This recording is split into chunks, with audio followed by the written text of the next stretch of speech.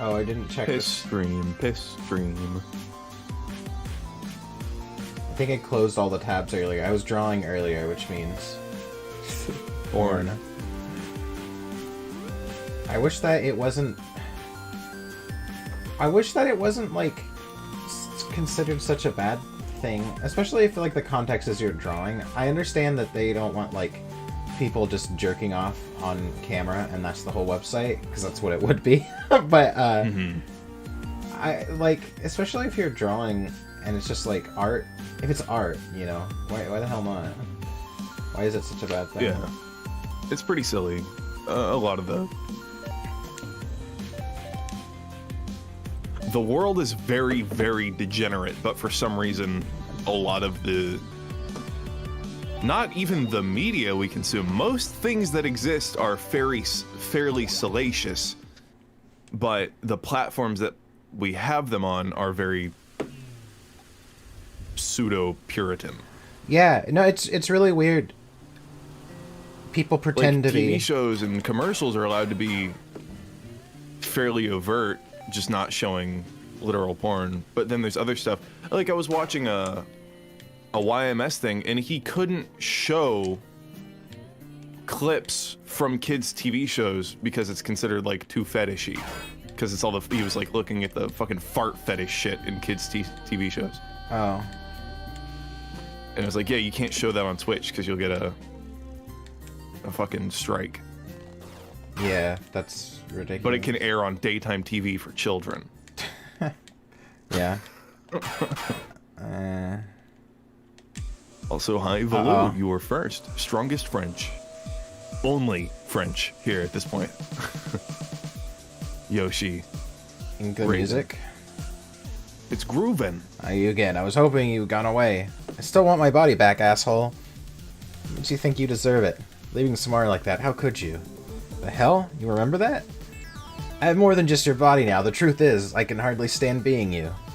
In point of fact, I expect killing you to be most therapeutic.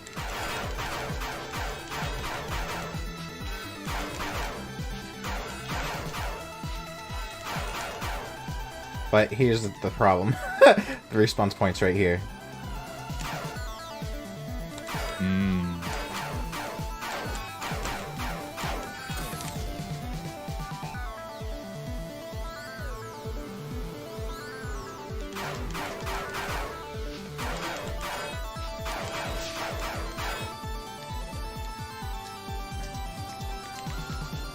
Hey, Silver Fox.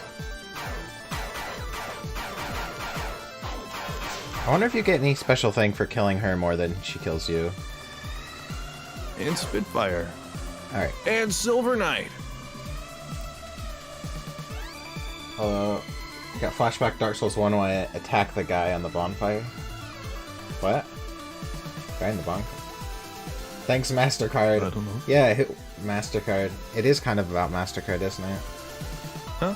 We're spawning right next to an enemy. Pata! What is Pata? This body is as useless as the soul that went with it. Nothing the student won't remedy. Okay, bye. Is a part of my mind still alive inside her? This is very bad. What did she mean about Samara? It was long ago. I was far away for business all the time. I should have been more of a mother to her. She left in her teens, and I haven't seen her since. Oh, I'm sorry. My parents were always off fighting in the war. Before I became like this, I mean. It was just me and my sister, but we understood. It is messed up what happened to you, kid. Maybe after I go back home, we could do something about it. I don't know if that's possible, but thank you. So, hey. Hey. One thing, now tell me this. So this kid that is, like, turned into, like, nanotech, right? And you're like, oh, it's fucked up that they turned you into nanotech. We should get your body back. Alright, here's the thing. He's turned into nanotech. He's, first of all, immortality, right? Uh-huh. Immortal. And can transform into multiple things. And can access, like, multiple dimensions. I feel like, wow, what a curse, kind of. You know? Oh, I was cursed with immortality. That sort of... Oh, but they're in, like, a a shitty place, aren't they? A shitty place? Didn't you have to, like, break a pot to get him? Yeah, but... Man, now he's in me. Yeah, but he could have spent, like, 400 years trapped in a pot. Yeah. That would suck. I guess.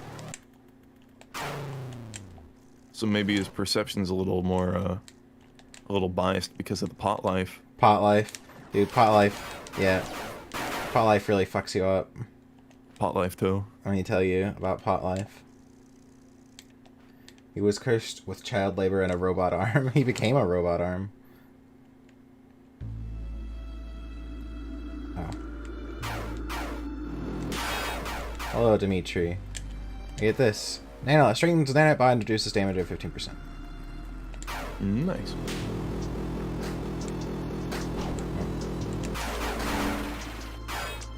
Was there an uppies? I feel like I need to go up. Yeah. Oh, there's a barrier blocking it.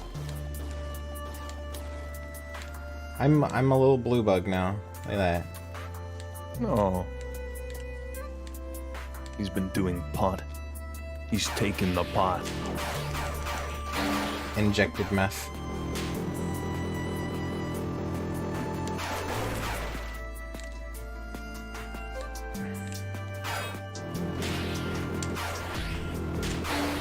I feel like the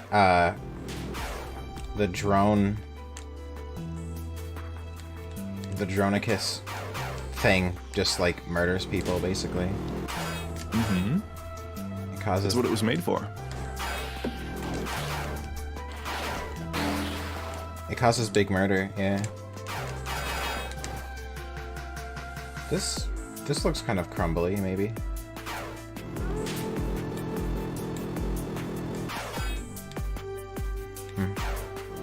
Pot life is greater than pod life.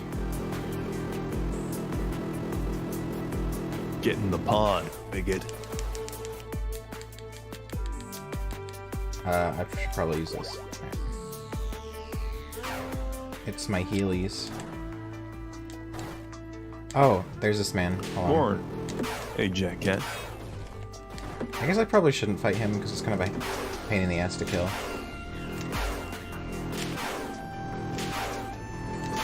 When he summons all his men. Oh, okay. That wasn't so bad. Perfect run. Perfect run. They killed him, no damage. The killing of the man. Yeah. Yeah, if you hit it just right, you can get some big deeps. Big doinks.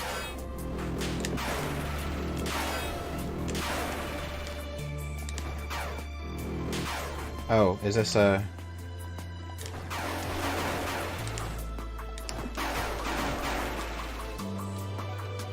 Open. Also, so it's interesting. So these little eye things, it took me a while in my first play to figure out. When you use your thing that reveals, you can see, you know, in the other world. So these eye statues are like a hint to do that. Yeah. So like if I used it right there. But I can't really get up there. Did I open this? Capitalize on it currently. Yeah. I think all I did was with open all our it. technology, having a very pleasing bridge with carvings and statues is easier than ever. We don't do these things anymore. We don't make anything to be beautiful anymore. Beautiful things have intrinsic value, and we don't operate like that. We don't believe in that. Yeah, we don't believe in that. Here's Hi, Gessie. Wielder, it is I, the Lamasu. Give a goat fighting Kshman just now. Seems neither of us can beat the other. She has something about a Suna? Siuna. This is troubling. Suna are powerful cache of weapons. In the past, she was obsessed with them. Normally, each arm was under the control of a wielder. Suna, on the other hand, were powerful corporeal forms that made wielders redundant. So if she gets a Suna, can I have my old body back? It is too dangerous. Most of the Suna were sealed in Ansur, our mother world. But once she had them, her intention was to use them to destroy it. She believed this would free our world. Is she wrong? Suffice to say, destroying Ansur would mean the destruction of this world and many others. If the Suna are so dangerous, why even have them? They were a contingency plan that was never needed. The cache was meant to be destroyed, but this did not happen. Let me guess. You want me to find it and finish the job? I have a conundrum. If I tell you where the Suna are, how do I know you won't take them for yourself? And if I don't tell you, who will stop a Mashalama? All I want is to get the hell out of here. I shall compromise by giving you the location of just one of the Suna. If you can use it to destroy Ashfishmul, all the better. If not, nothing will have changed between us. Thank you. You may find it on your map at Sector 3816. Okay, where is that? They are sitting on a synth gas stash. Where? Synth gas stash. In the game? Yeah, that's what they're talking about. Robotic bodies. Oh, synth gas. Powerful Hell robotic yeah. bodies.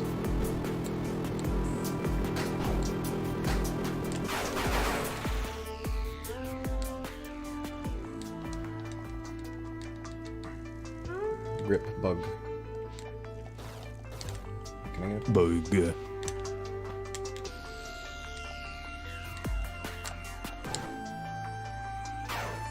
But this is something. Oh, wait. Wait, can I...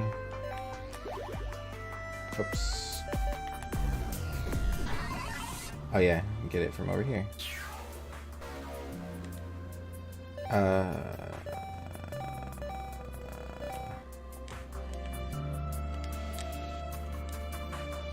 So, how was your day? It's been alright. You said it was How storming. was your day? Yeah, a little bit. Pretty good.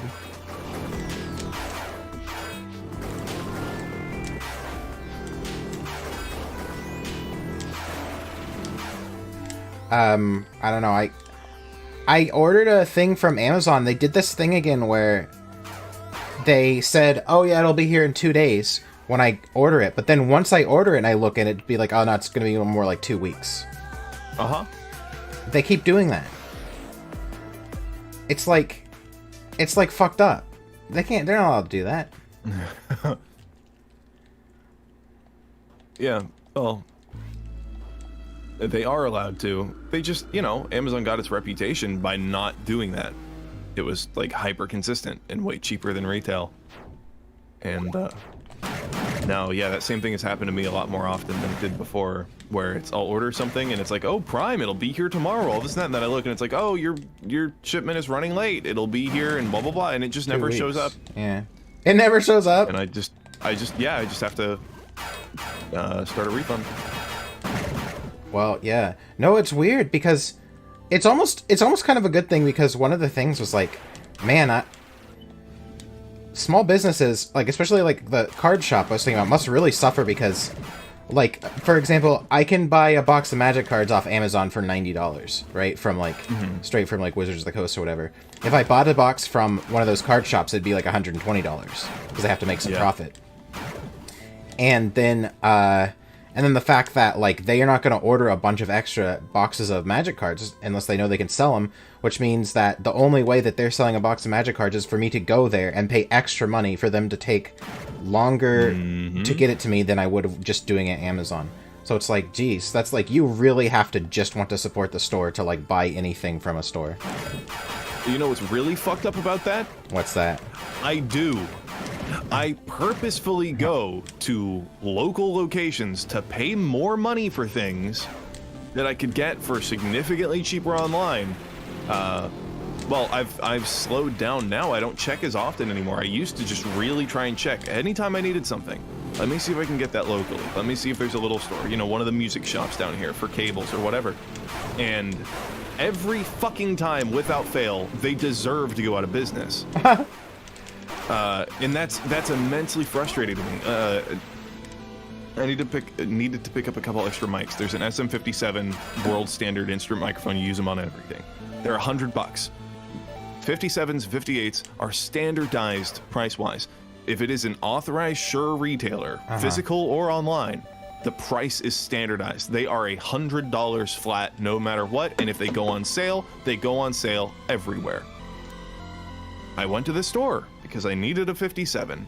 It was $120, and I was like, okay, well, if it doesn't work for the application I'm using it in, can I bring it back? Is there any, like what convenience am I offered by picking it up here? And they were like, no, there's no warranty or returns on microphones. Brand new out of the box, same day. Nothing like that. and it costs more. And their cables are fucking $50 a pop when a cable should never cost more than 20. And it's like, you deserve to go out of business. Yeah, that's unacceptable. I had the same you know? experience with an audio store specifically.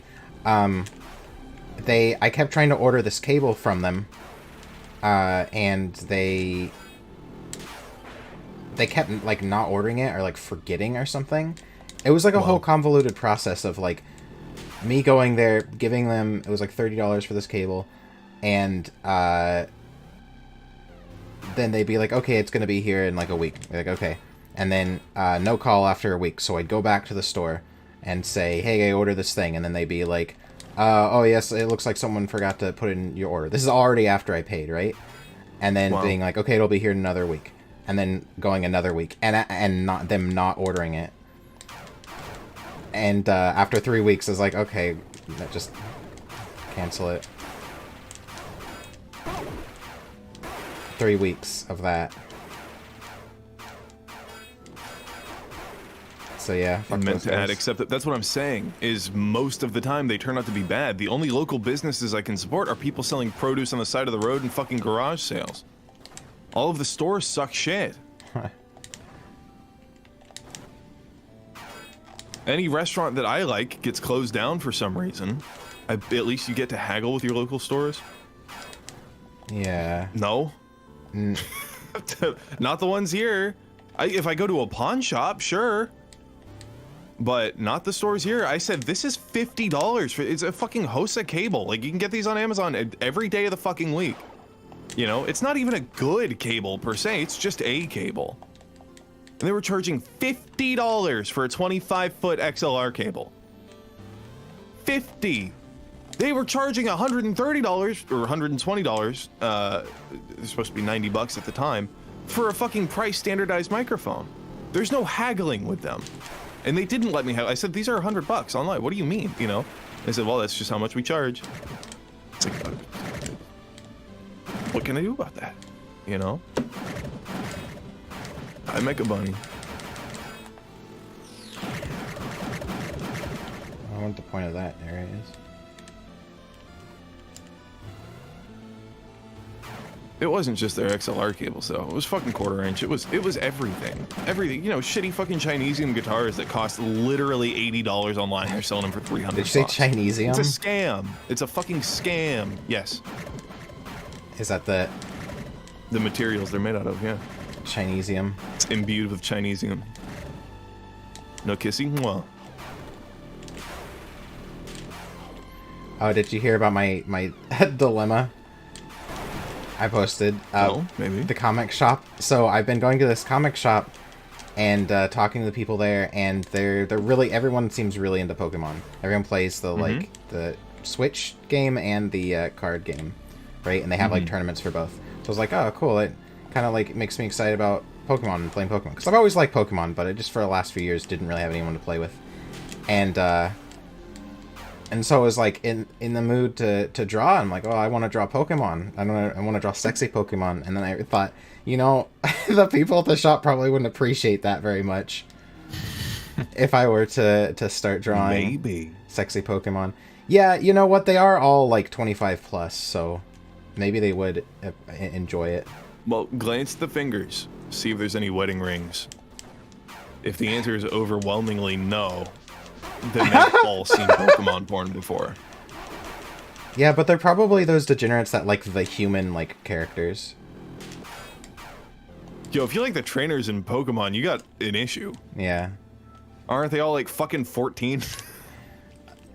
I mean, some of them are, but no, people are usually, I don't know. Well, that's the thing about, they like the, there's more than just like 14-year-olds. It's usually like the character is like 14, but the main protagonist or whatever, you know. But no, Pokemon's, this is the thing with anime in general though, like it's generally accepted. Well, they do shit. They'll draw like JoJo's. It's like grown-ass men who are 7 feet tall, and it's like, oh yeah, he's 12. Yeah, yeah. In the show, and it's like, no. Right, that's the thing, because they'll be like, oh yeah, this character is 14. They don't have a 14-year-old's body. you know, in the art of it. So it's like, okay, and then it's generally accepted to like be able to sexualize those characters, I guess. Here's a nice gameplay tip for people who like Pokemon trainers. The age of consent is 18. Yeah. If that goes well, you could start with Lucario's, Blaziken, and Braixen. Start with the normal They've all Pokemon. seen Blaziken pussy. Yeah, everyone's seen Blaziken porn, I'm sure. Blaziken pussy. Yeah. I should say, hey, you guys like bird pussy? And that's my opener. I'm gonna show them, check this out, my Blaziken porn collection. Yeah, cut your deck, and then it's just Gardevoir, and just go.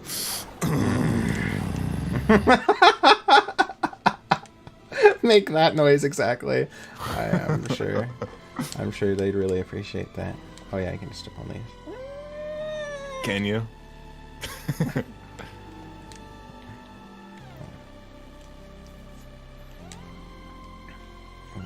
Fubios.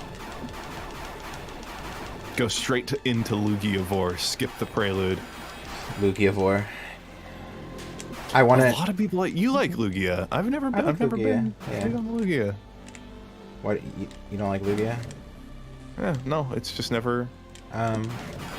It's Never more. been able to sexualize Lugia. It's more bird-like. It's like a mix between a bird and a dragon, so it's more bird-like than dragony, which is like kind of a turn-off, but it's still okay. See, I get neither. You get neither. I get nothing from it. It doesn't even register in my mind as a cum receptacle. Oh. Halam. Allows you to exit the Assalamu breach at alaikum. any point. Yeah, so check this out. Now I can do things that are Yeah. halam. So I can just.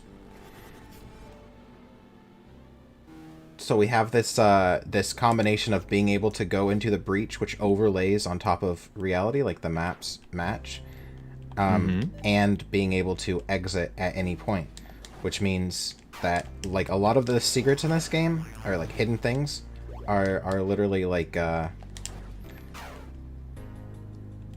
Behind a second layer. yeah, you have to go to the other world and then figure out where exactly you need to transfer over. Forbidden Mythical knowledge. Mango. Y'all Wow. had this convo about Lugia before, because Jasker said it looks like a stuffed animal. Yeah, it does. Against all advice, I have been doing tests with the antenna transmitters and have learned much. The Lamasu claims that understanding this is taboo. It expects us to build weapons without knowledge of how they work. This might have been enough for my father and my father's father, who think of it like a magic spell. But if we were to have any success against the Udug, we cannot go forth blindly. To anyone who may be interested, I invite you to join me. You know what's interesting? What got me thinking about this game? So this game is like about, or the history of like the lore in this game is they took like a primitive society, and like these like robot creatures came, or whatever the Lamasu is, like a robot creature deity thing, and just like gave them all this technology, right, and taught them how to build it and how to work it. I'm thinking like, it would be if you went from like Stone Age and then someone came and like taught you all this technology, the next generation would like not even know that you used to be Stone Age, right? They Yeah. like all Dare I technology. ask what Clussy stands for? Clown pussy. Retard. Clown pussy. Clussy.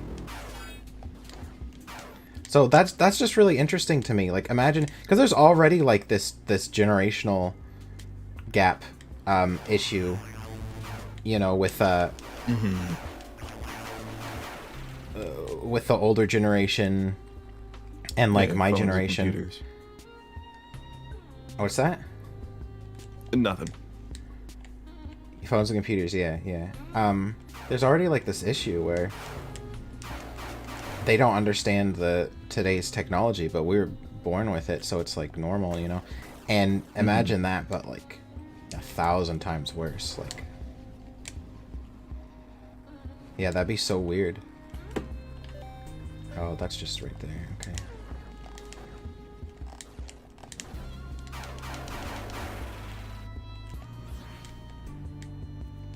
Oh yeah, this is interesting too. So sometimes you see the seeing stones. Oh, never mind. Yeah, there really is nothing. Okay. Yeah. What does it want me to do here? What's it trying to show me? That there's something here? I guess so. I can't. There's no portal though, so I can't go in there.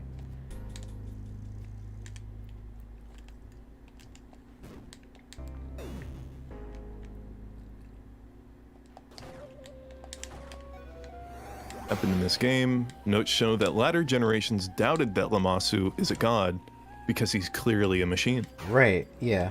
Yeah, that's interesting. That's an interesting, like, realistic thing that would happen. Only the older generation would see him as like magic. Immediately the new generation would be like, The magic trick only works if you can't see the inner workings of it, yeah. yeah. Many rumored arms and other treasures from the apocalypse that were never found. Some I believe, some I do not.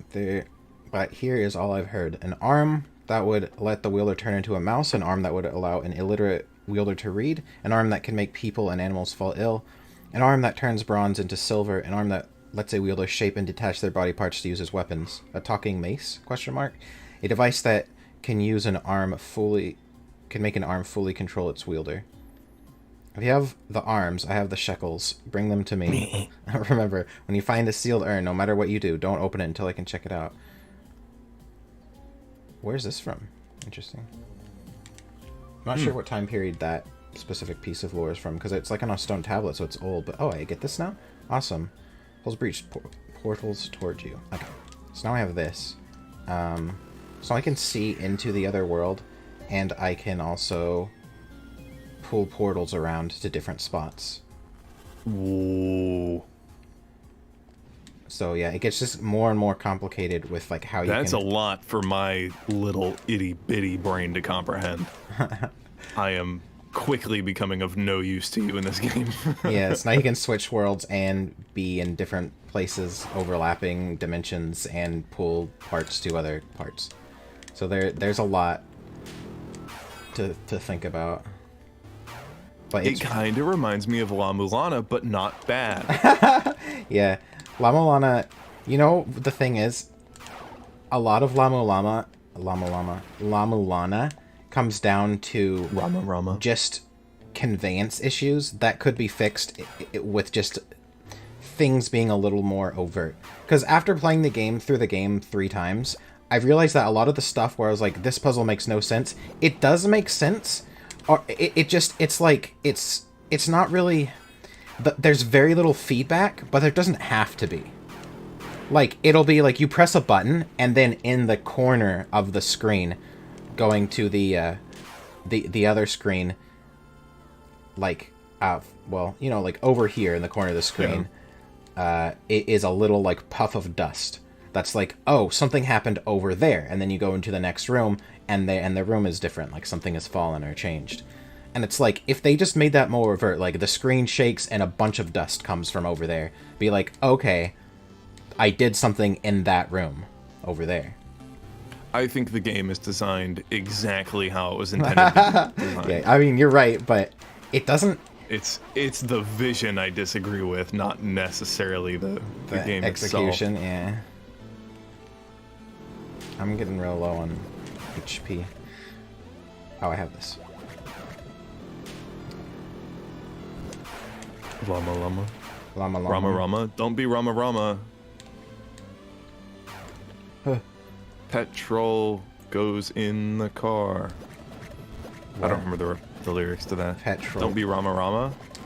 The song they had to make for Aboriginal people because they were huffing all the gasoline and passing out in the middle of roads. Is that what it's called? Mm-hmm. Don't be Rama means don't be stupid. Don't be Rama. Don't be stupid. Don't huff gasoline. Don't take a nap in the road. Petrol goes in the car. Something. Man, I don't remember what it is. Not on the rag. Don't huff it. I don't know what. Don't huff gasoline. It makes you stupid. Yeah, they had to do a lot of PSAs for Aboriginal people. Like telling them not to go to sleep on the roads because just because there aren't currently cars on them doesn't mean cars will eventually show up. No object. What's like reverse object permanence? The capability to understand that a car will be on the road Critical at some thinking point skills? in the future. Yeah. Lack of critical thinking skills. I have an Australian friend, and that's all she talks about is how Original people. unhappy she is about that. Yeah. So Dude, based. based. I could get this. I think. Let's go right here. Australian woman. Is that the killing floor friend? Fucked Yeah. in a corner. Fucked in a corner. Yep. I'm gonna get fucked in a corner. Could I get a sweet and sour sauce? Hi, could I get a sweet and sour sauce? There you see. Now we got in this little. That's a hole. nice picture. What does it say? You see. I got in the little hole using my brain parts. Fucked in a corner. Hello, blue pterodactyl. Oh, I should probably use this one up here. Oh, I already did it. Dosh. They're all British in killing floor, aren't they? I guess Dosh is just a money term. Fucked in a corner. Fucked in a corner. Fucked in a chicken korma. Dude, that's changed my worldview. If it was Australian instead of just normal. What? Fucked That's in a wild. corner? Yeah.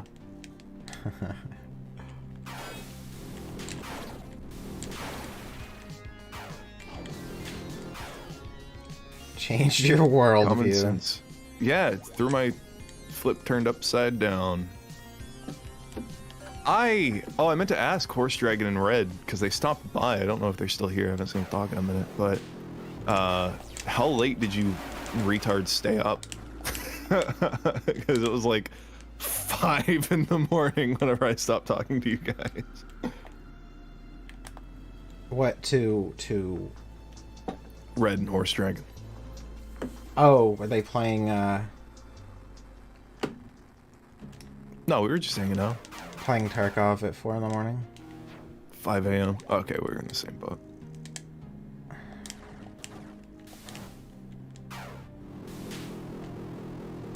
Yeah, Koth is really lucky I just woke up for literally no reason. And even then, I was still 30 minutes late to the stream. What? Why am But I didn't really realize it was storming. Just because I didn't go to bed until like 7 in the morning. Oh.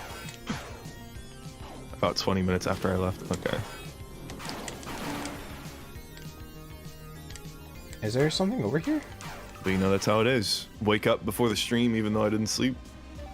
Inshallah, God wills it. You know what I mean? Got a stream with my friend. Huh. Yeah.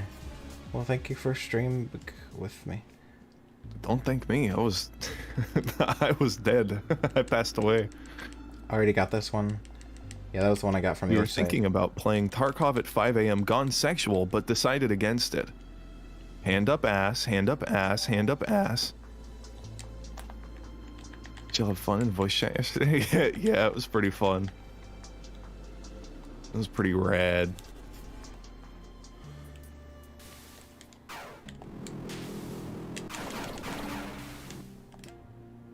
Oh, I guess I gotta go down. Oh, I can save. I don't know why I'm being weird about health. There's a save point right there. She was looking kinda dumb with her finger and her thumb in the shape of a fist in my asshole.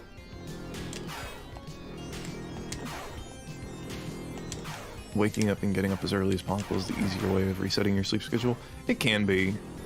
I mean, it's still like 11 a.m., so that's not really I'm an just achievement in terms of having a good sleep schedule. I'm just like not happy with the whole oh, it's just this place. I wake up and I try to wake up early, you know, I get up around 8. That's fairly early, right? And then I'm just really tired, so I take a nap. After like noon. Every day I take a nap for like a 40-minute nap. I get up, I'm like fucking dying. I wish I could take a 40-minute nap. That's pretty good. That's actually like probably decent for your brain, to be honest. A nap once a day. Yeah, a little nap like that. Yeah, it's the thing. Then I have 2 mornings. So here's the thing. I've noticed that like my general like level of not just energy but like enthusiasm about life is highest in the morning when I just get up. I'm like singing to my cat Yes. and dancing around, and I draw. And then as the day goes on, I get like more and more worn down. But then after I get up from my nap, I feel like good again for a few hours at least. So you get 2 mornings if you take a nap at like, I don't know. At some point, I'm gonna have to train for normal naps. I'm really good at going to sleep for 8 hours at inconvenient times, but I'm not very good at taking actual discrete naps.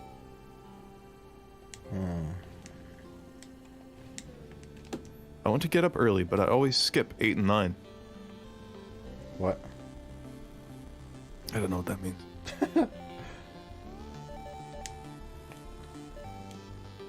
Hold on. I'm waking up. Waking How you gonna up. explain fucking a man? Huh? What? How am I explain fucking a man? How can I explain my Pokélust to the Pokemon nerds? Well, here's the thing. They're either, like, they get it, or I really am a weirdo. It's a dangerous game to play. I don't know. But there's also the possibility that they do get it, but then they're gonna pretend like I'm a weirdo anyway because they don't want to. Yeah, you have to give a, it has to be like a speech situation. speech? You know, everyone has to band together, and you take the podium in the middle of the room, and everyone's listening to you. And you're like, look, I all know we have a common thread, something in our bones and in our blood that gives us an insatiable lust for Pokepussy. Pokepussy. And then they'll all start clapping, and you'll say, join me, brothers, in our come journey. And then you'll have a group session. You'll charge your crystals. Yeah. We've all got something in our bone. 8 and 9 o'clock. I mean, you probably have better luck if you don't skip 8 and 9 if you want to wake up at 8 or 9. Better luck, so... What? Don't worry about it. Hey, you guys. Doesn't Lucario have cute paws? I can't stop thinking about them. Bokebushi. Don't try it. I have the Bokebushi. Bokebushi dodayo. Pokepussy. I've been interested in learning other languages. I don't really need to take that on with currently how short on time I am all the fucking time, but I've had an interest in it for a long time. I've been considering some of the new apps and stuff. I don't know if anyone's ever messed with Babbel. I was gonna look up some reviews on that.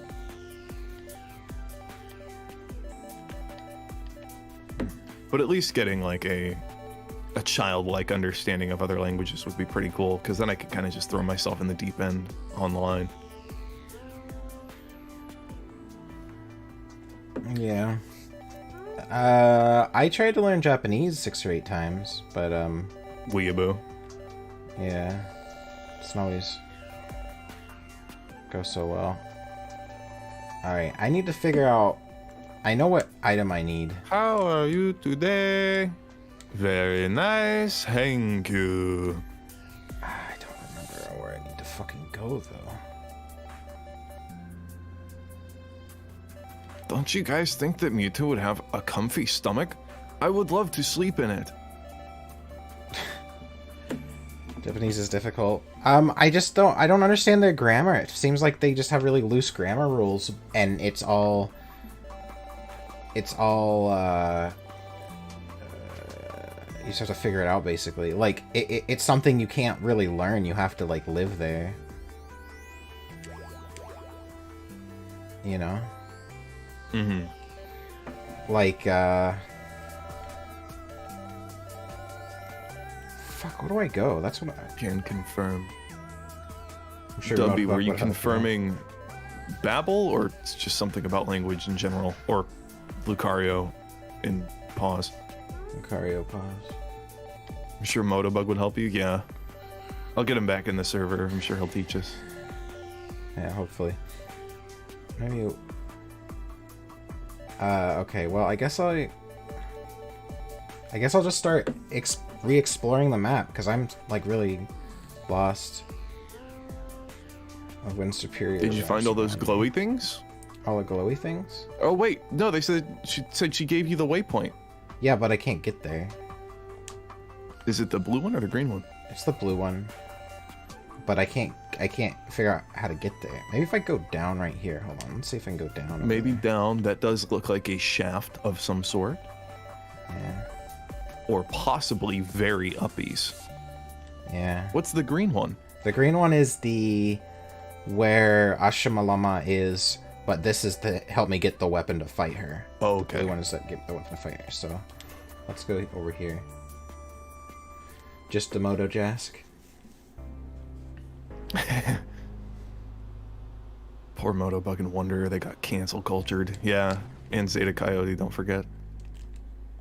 They all got canceled. What a shame. How could you cancel Zeta Coyote? I can't believe I canceled them. I have such regrets. I love it when Superior wraps around me. What is Superior? It is a Pokemon. What kind of Pokemon? A serpent. Oh, okay. Normal snake or a Naga? It's like a normal snake. Oh, I can do this now. Say Naga 20 times as fast as you can. Say say Naga Nibbler 20 times as fast as you can. Zeta Coyote got banned. Normal snake but plant. Oh. Cancelled? They brought it upon themselves. The retard dungeon could get pretty cool. The We'll see how retard it pans dungeon? out. Or sorry, the normal dungeon that isn't colloquially known as the retard dungeon. The normal dungeon? The good person dungeon?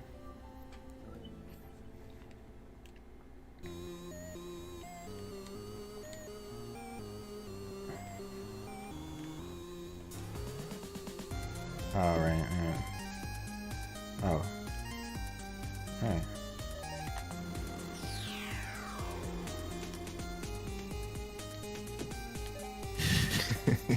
Neighbor Nibbler. Oopsie. Oops. I'm sorry. Wow, they sure did. This is a fuck zone. Are you Yeah. supposed to be able to turn invisible? No. Can you do this in the other world? Do what? Traverse the area? Well, you did it. Never mind. Yes, I just had to mash the button and avoid the min. Can I? Hold on a second here.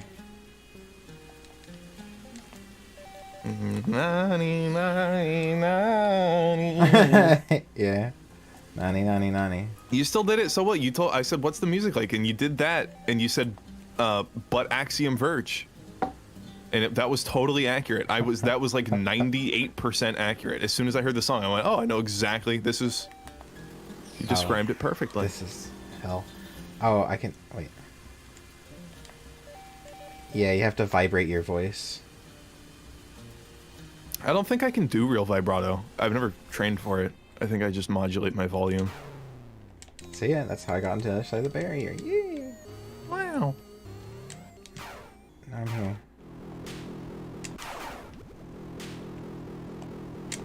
Oh, The best type of Naga is the modern one, especially Vipers from XCOM and the Chimera Squad. Snitties. Snitties. Snitties.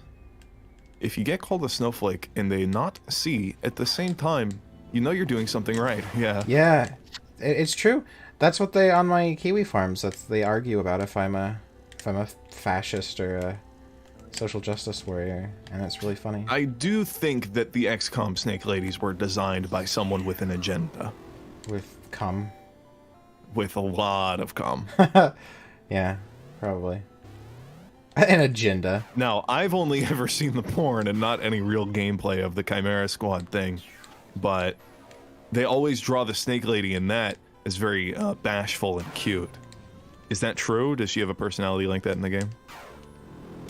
Because I've never given a shit about XCOM, but I'm gonna be real with you. If I could have one of those fucking Snussy Naga GF, but like a scientist, bashful scientist Naga Snussy GF, bro. Bashful scientist Snussy. Bro. Big boa bitches, whoa. More tsundere. No, gross. That's gross. That's cringe. Fucking. Oh, I like it when the women are fucking. That's just normal women. They're insane. Hey, Quicksart. This is Axiom Verge 3. Axiom Verge 2. 3. It's the third installment in this series. I know my type. I know how to narrow something down to the best version possible. Hello. Most of the time. Sometimes Koth throws a curveball and I'm like, damn, no, you know me more well than I know myself. Because I'll be like, oh, this is the thing, this is the cum beast that I want. And he's like, what about this and this? And I'm like, holy shit. I'm a cooming. Oh yeah, check this out. Sometimes when you see into the other world, it gives you directions. Oh, wow. The Konami code. That, what, hold on, I gotta figure out. Ah! Okay. What was that? Up, It's up, left, up, down, left. down, left. Okay, I'm good. Up, left, down, left, right, right, right, right.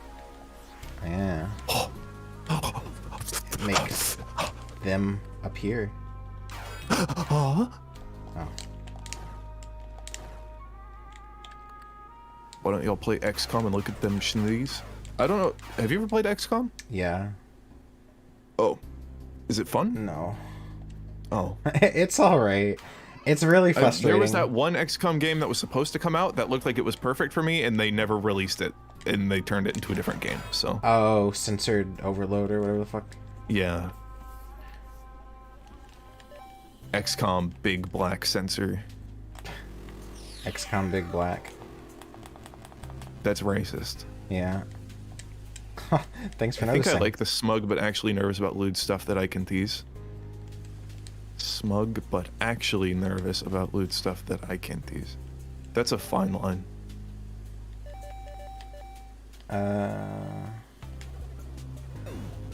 XCOM. XCOM. Do you remember? Did you ever play Darkest Dungeon or watch me play it? No, but I've seen my roommate play it. It's a little bit like that, where it's like, you know, tactical third-person sort, or isometric, I should say, where you're like, yeah, I've your men. seen gameplay of it. But it's the same kind of like level of frustrating as Darkest Dungeon, where it's like, oh, I finally leveled up my men. Pretty hardcore. I finally leveled up my men. Here's this psychic enemy that takes them over and makes them kill the rest of your squad. Yeah. Exactly. XCOM does sound like a porn site a little bit. Maybe they are XCOM communicating. Sorry. Oh, there's nothing over here. Huh.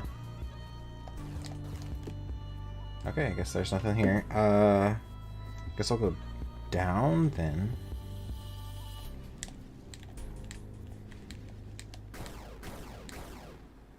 There's The rectangle was aggressive. There's a hidden thing here. Where? This looks like a little blocked off room that might have something in it. Let's pull this over here.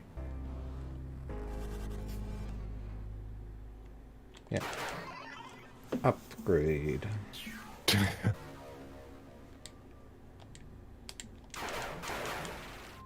Have you been using those skill points? No. Good. I should probably do that. Check on them, yeah. Skills. I have 11. Oh, Infection, hacking points, stronger enemies, radius. We'll do drone. We can do more damage. And we'll do more health. yeah. Yeah! Now I have that. Assalamu alaikum. Boonga boonga, I baguette goblin. I played a lot of the early release and kind of dropped it. When I came back, there were corpses mechanic, new classes, and a lot of shit I didn't know what to do with. What, in XCOM? Oh, Darkest Dungeon.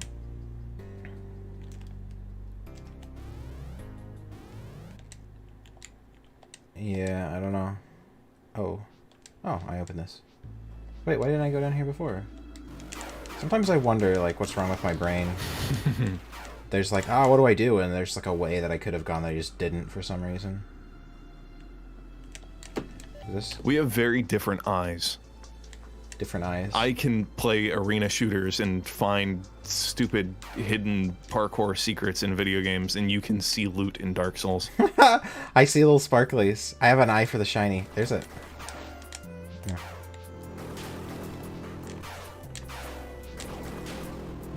Yeah, our brains just There we go. analyze space differently. Let's see if I can result nothing.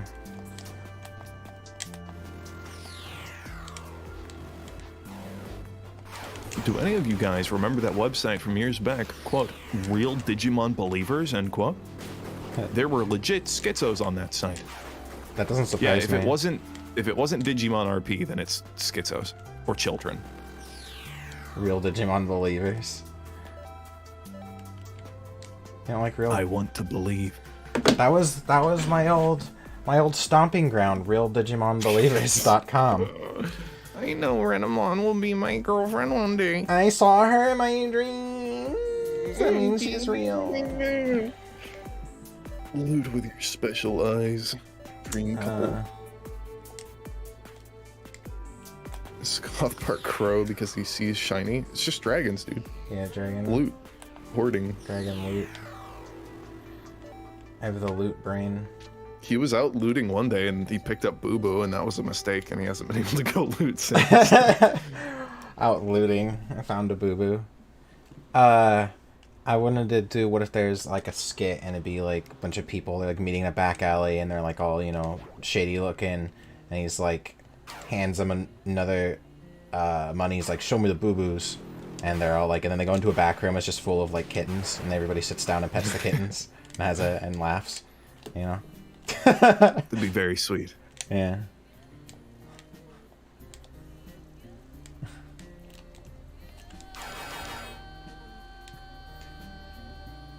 I think there's a place I can go to now. Man, speaking of recording skits and stuff, a lot of Blackmagic's cameras have gotten a lot cheaper recently, and they're selling for really good prices. I almost bought a fucking Blackmagic Ursa.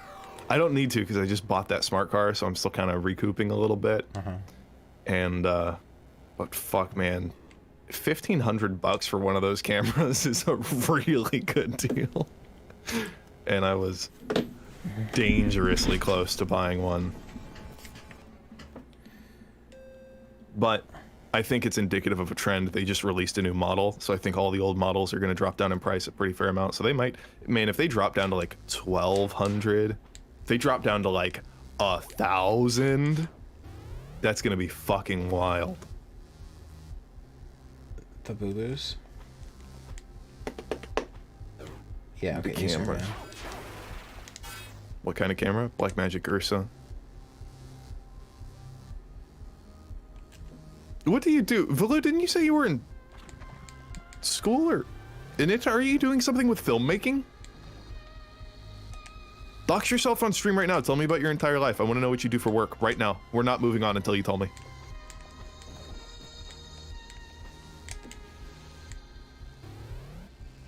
Share with the class. How do I get over there? Oh. Oh, this man? He's a friend. Yeah, He's a friendly that's good. creature. I He guess. does have green. He has Can green. you go in him? Nah. I wish I could hack him or something.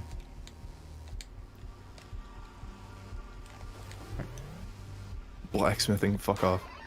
At least DM it to me, because I really do want to know if you're learning about cameras and stuff, because I need someone to talk to about a lot of stuff. How do I... Wasn't there a...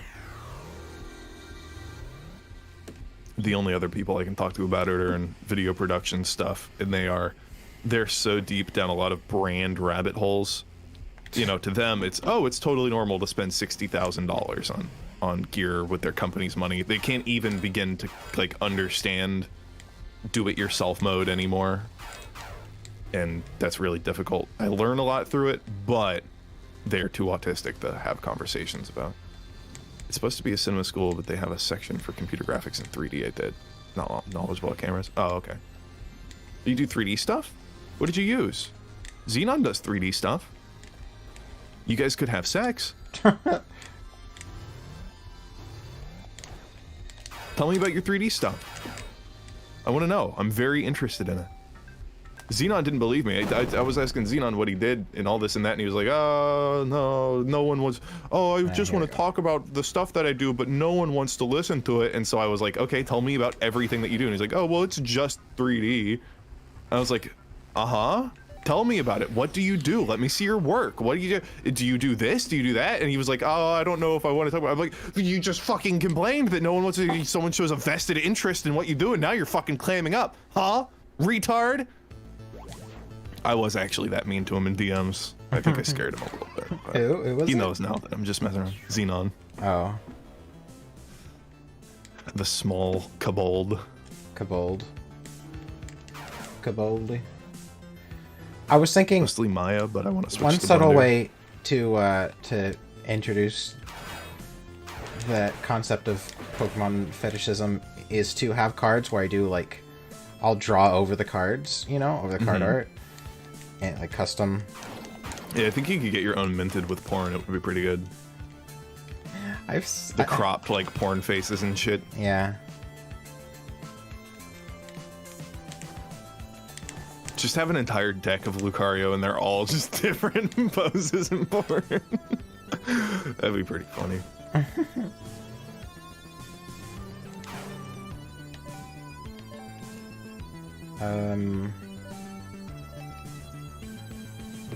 We need to go back to the diarrhea land. Ah. Oh, that's great. Fucked in a corner. Sweet and sour sauce.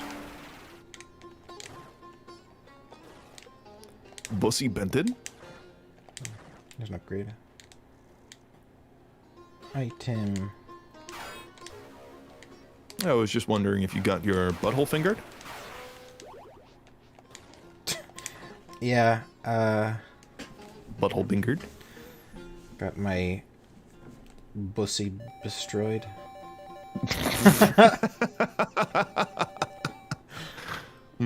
Is that what you want?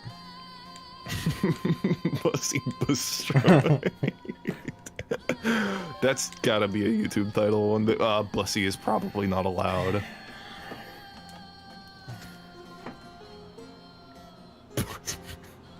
I kind of want to be domed by Jasker.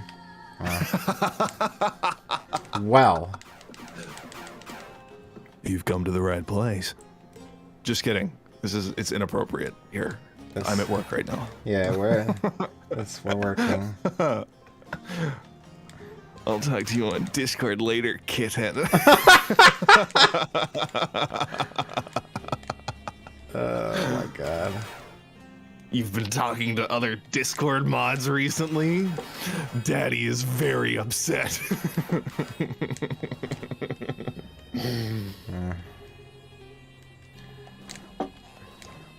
Wait. Need to go back to Taco Bell. Escape from Tarkov. Escape to Taco Bell. Escape to Taco Bell. Ford escaped. Which deck do you play? Maximum Autism Lucario. Oh, there was a... Oh. There's a thing up there. Oh, yeah. I remember to go up there. Gussie Gingard. Gung ging ging gung gung ging ging gung. Bussy Busters United. Bussy Busters. Oh, there's one in the grass. That's In this shed, we sneaky. destroy Bussy. True. Dodge challenged. Jeep wrangled. What was the last one? Ford unfocus. I found a helicopter.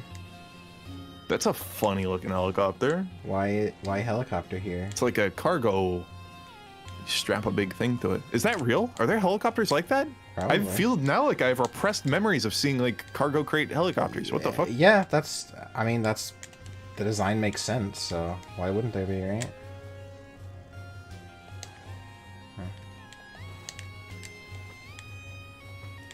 Yeah, sure enough. Wow, they look so funny. Yeah, I forgot these existed. I know I've seen them before. Like, as soon as I saw that, my fucking pineal gland started lighting up.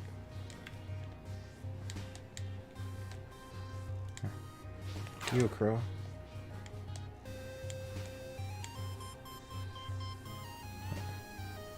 Man, they look cool. They look kind of stupid at the same time, but they also look cool. It's Cliff Town. They've got wider viewports. All this stuff's exposed because it's not meant for combat. Man, that's fucking cool. They weren't used much. Oh. Oh, there's something. I don't think I can get to it. Yeah. How far I've fallen. Oh wait, I might be able to get back up there. Yeah.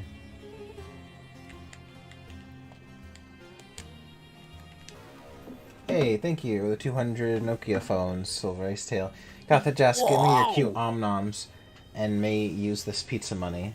I did my omnoms. Oh, here's my cutest omnom. Ready?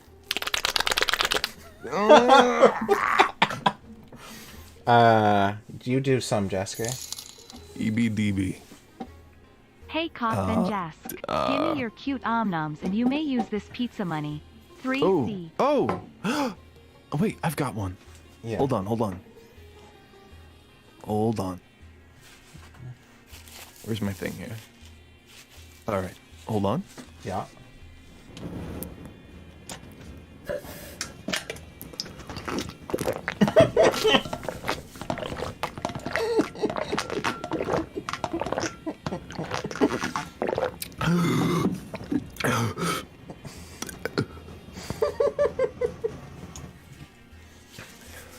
Good?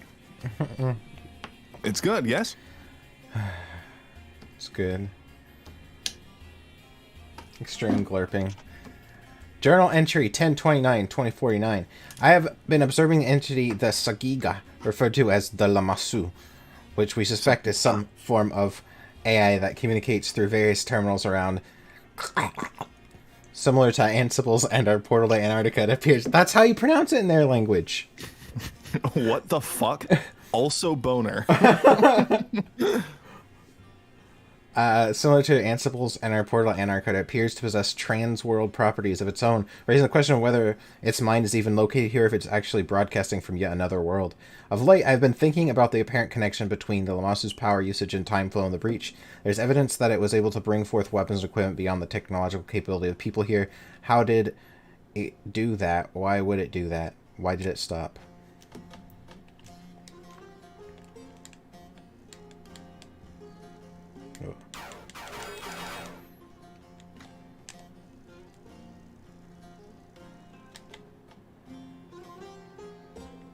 Oh, I missed. Oh, well. Alright. I don't know why I'm trying to get all these. I know that whatever upgrade I want is probably not over here. Hot air baboon. Hot air baboon.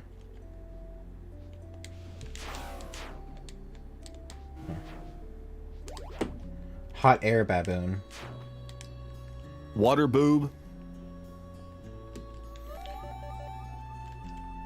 This is some music too. Mm-hmm. Do you want this music? I'm eating a kiwi. The way God intended, I hope. Yeah, skin and all, especially the pokey part that jabs you in the roof of the mouth that's on top. What is the nature of Ansur, the Spadix, which birthed the fruit of Kingur, Ingur, and countless other lands? For your answer, look at the Lammasu itself. It claims to answer to justice, but what justice was there in the farcical escalated war with the Udug, who would never have brought to bear the storm bombs were it not for the Lammasu's arms? It claims to be ethical, but what ethic explains the ripping of mind from mortal body and then rewarding that sacrifice with betrayal and death? It claims to be wise, but how can there be wisdom in repeatedly substituting one conflict with an even worse one? And Sir was... Hold on, can I ask a question? Yeah. So the Lammasu are the nanomachine people. The Lammasu Race. is the Gods. giant robot thing. Yeah. Which giant robot? The face? The big... Yeah, the big face. The big Lammasu, face. they call itself the Lammasu, but it's like a deity, robo-deity thing with all the technology that it gave them. The Udug are a different dimension of robot bad men. Yeah, but I don't think they're even necessarily robots. I think they're biological, but they're from a different dimension. You fight Udug. They're those invisible things that are like they have the grabbers that like turn invisible and they keep. Oh. Those are Udug. There's also like those worms that turn invisible. Yeah, they're from... Okay. I thought like everything bad was Udug, but the robots are bad and the Udug are bad. Well, they both want to kill you. Not Yeah, necessarily the robots are controlled by the Lammasu, who Okay. says that he can't disable. He's like programmed to destroy intruders on this realm, so he can't. Even though you're helping him, he can't turn them off. Basically. Okay. Yeah. Okay. And and I'm just gonna call it Ansur. Hey, nice. Ansur is the root world, basically. I can explain. I mean, we're far enough in the game where I can explain my theory for this game. Ansur was the true evil all along, the source of everything that has destroyed our society, and it is where Lammasu hid the only thing that might remediate the suffering of the arms, the Suna. The truth is, we are above Ansur. It used us as tools to achieve its ends because it has little agency of its own. It is time for us to take our rightful place as lords of our own lands. We must march on Ansur, and we must claim the Suna, and if necessary, we must burn it all to the ground for Kingur. Amashir wielder on behalf of Amashala. So this is Amashilama's thing. Okay, so take a trip to Fantasy Name Generator. So here's the thing. With the first game, the Axiom Verge, the axiom of Axiom Verge is that there are three, but the one that's like important is if something along the lines of if you create a entities in a simulated world that achieve like conscious levels of intelligence will perceive their own world as reality. Mm-hmm. That's the axiom of Axiom Verge. And which leads me to believe that even though it's never explicitly stated, that the entire world that you in Axiom Verge 1 is a simulation, which makes sense because it's like you manipulate the world with like computer code, right? Mm-hmm. So That's after you get sucked into the world in Axiom Verge 1, right? yeah, you get like sucked into it somehow, and you're not sure how. And so the thing is, this game talks about the Ansur, which is considered the root world, and this world that you're in, Kingar, is a branch of the root world, just like Earth is a branch of the root world. So the idea, I think, is that it's not just the world. Sudra was the name of the world in Axiom Verge 1. It's not just Sudra that's a simulation. It's essentially all of the worlds are simulations, and Ansur is the real world. So Earth, that we know of, is also a simulation. Mm-hmm. I mean, so all of these worlds are basically simulation worlds. That's my theory. So you were on Earth, which was so you just got bounced to a different simulation world. Yeah, this is Kingar. Because you were already in a simulation. Yeah, well, to go from one world to another, you have to pass through the breach, which is when you go to the robot. In the first game, you couldn't go into the breach, but you passed through it to get to Sudra. Right. So basically, that is my theory, and I think, and it makes a lot of sense to me, because the whole point is like that like makes a point, right? Mm-hmm. It like makes a point, like, oh, you thought that Sudra was a simulated world? Well, guess what? Earth is a simulated world too. Like, what? Because you would just say Earth is the real world, and it's like, but it's also a simulation. They're all simulations. Mm-hmm. That's why because it's not really explicitly stated why she says Amashalama, whatever, wants to destroy Ansur, the root world. She says we're like bound to its will, and it's not really explained what that means. But I think what she's saying is that since this world is a simulation of Ansur, it's like she wants to destroy Ansur, and along with that, it will destroy all of the... That's why they say, if she destroys Ansur, it will destroy all worlds. But that makes sense, because essentially Ansur is like the world where the computer or whatever is held that does the simulations of all the other worlds.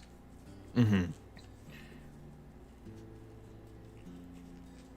So why do these simulations exist? I don't know. I don't know why they exist. The same reason we're trying to build simulations now. You just get there. You're going to try and simulate worlds. Yeah. So if you're technologically advanced. Essentially nested. Then you can become a simulation inside of a conscious simulation, and blah, blah, blah, blah, blah, blah, blah. Same stuff we talk about in real life.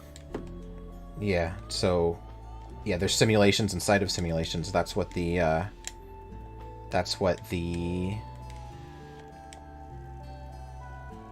Because I'm not sure, but I think that, Sudra... Because you do go to Sudra, that little... I don't know if you remember that. The area with the big thing that was underwater that was friendly. Mm-hmm. That's Sudra, but you only get to see that one little part of it. It's just kind of like a little Easter egg thing, like, oh, we're here. And I think Sudra is possibly like a branch world of, like, Earth or something. I don't know. Or it might be an inequity. I don't know which worlds are, like, parallel and which ones are, like, branches of other ones. Uh-oh. Please stay back. What is he saying? Yeah. So... Doesn't look like he's doing too hot. Yeah, so one of the things that happens is, as you play through the game, the humans start getting, like, corrupted by, like, something. Nano machines. Yeah, something. I need to get over there. I might not be able to. Okay. This is good exploring music. Yeah. So, left, right, up, up, up. What's this one? Up, up, up. Left, right. Did I do it? Left, right, up, up. Right? Is there more underneath? Left, right, up, up. Huh. What am I doing around here? Maybe do it. I mean, you did it on the stone. Yeah. For the other one. Do I have to, I thought... Oh, maybe I have to be standing on top of the stone. No. Yeah. Ah, fuck.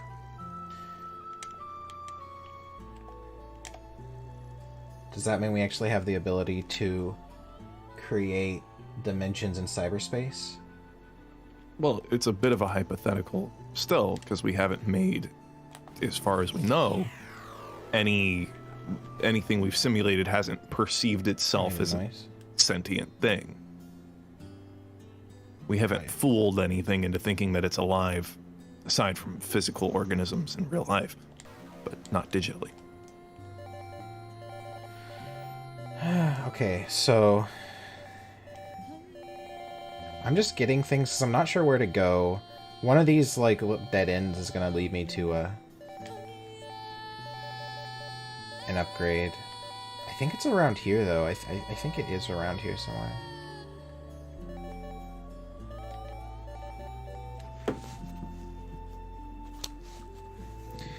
Well, it also talked about, in the first game, the Rasalki, which are the giant women heads. Mm-hmm. It talked about them, one of them was able to create simulated worlds. And my personal theory is that at the end of Axiom Verge 1, the character gets put into a simulated world. Because it says, oh, after I defeated the final boss, I passed out and I woke up in the real world. And it's like...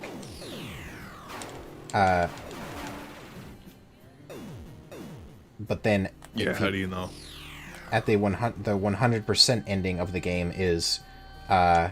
someone comes into your lab, it's like many years later, and someone comes into your lab and says, it's time to wake up. And so that's my theory. Hey, thanks, Silcha. Here's another half a pizza money because I like Jess silly glurps and made me lol IRL, and it woke up the neighbor's dog. Well, that's good. Here's another half a pizza money B. See, I liked Jess's silly glorps and it made me lol IRL and it woke up the neighbor's dog. That's good. God, I still can't remember what that guitar part reminds me of. I know I've heard something identical to it. Glorps. You just watch that video that explains how to turn a sphere inside out? Yes. Well, you cut the top off an orange and then you just flip it inside out. Its innards flop onto the floor. I don't give a shit about all the gay hypothetical math they do in that. It means absolutely nothing to me, but I love the voiceover and scripting that they had for that video. Oh.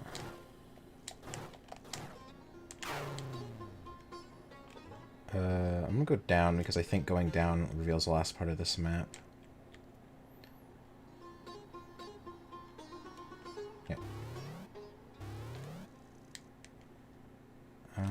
Okay. Maps. Oh! It says the map's not complete. Well, isn't that silly? Ah, shit. I need to... Oh, I can't get back up now. Well, fuck.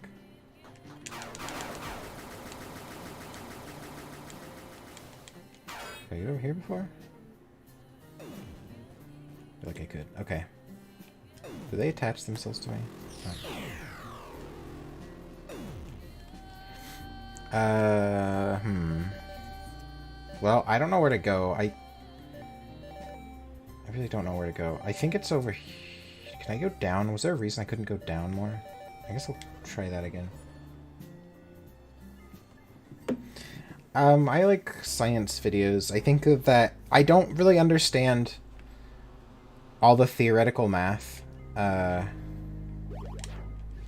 Because the thing is, I was never good at math in school, and I think the reason why is because it's too abstract. It's like not tied to reality for me. Right. It's like memorize this formula. It's like, yeah, but what does this formula mean? Mm-hmm. Like you can say, and I know it must mean it's got to mean something. Because it's like when they say, oh, memorize this formula, 2 pi r or whatever for whatever the fuck that is. But then you can demonstrate. You can like draw a diagram and be like, this is why we use this formula, because if you take a circle and do this and this, it means this, right? Mm-hmm. How do I... Something here is off. But with like a lot of things, there's no one ever told me. No one ever showed me. They keep a lot of math upsettingly hypothetical. And entirely detached from reality, and that does make it pretty frustrating to grasp. That's why I said earlier with the turning the sphere inside out thing, like, I'm sure there's a lot of math and reasoning and stuff that had to go into that idea and all this and that, but it's so detached from reality that it's effectively pointless to me because it only operates in the hypothetical, not the physical. And thus I have, aside from wider concepts and ideas, I glean basically no value from it.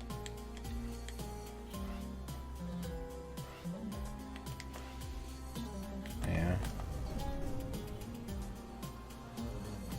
What do we do when a digital creation starts making its own and so on and so on? Let it do whatever it needs to do. Fuck off, leave it alone. Why can't I go up there? Weird. There's no... It says there's a hole up there, but there's no hole. We're right here, right?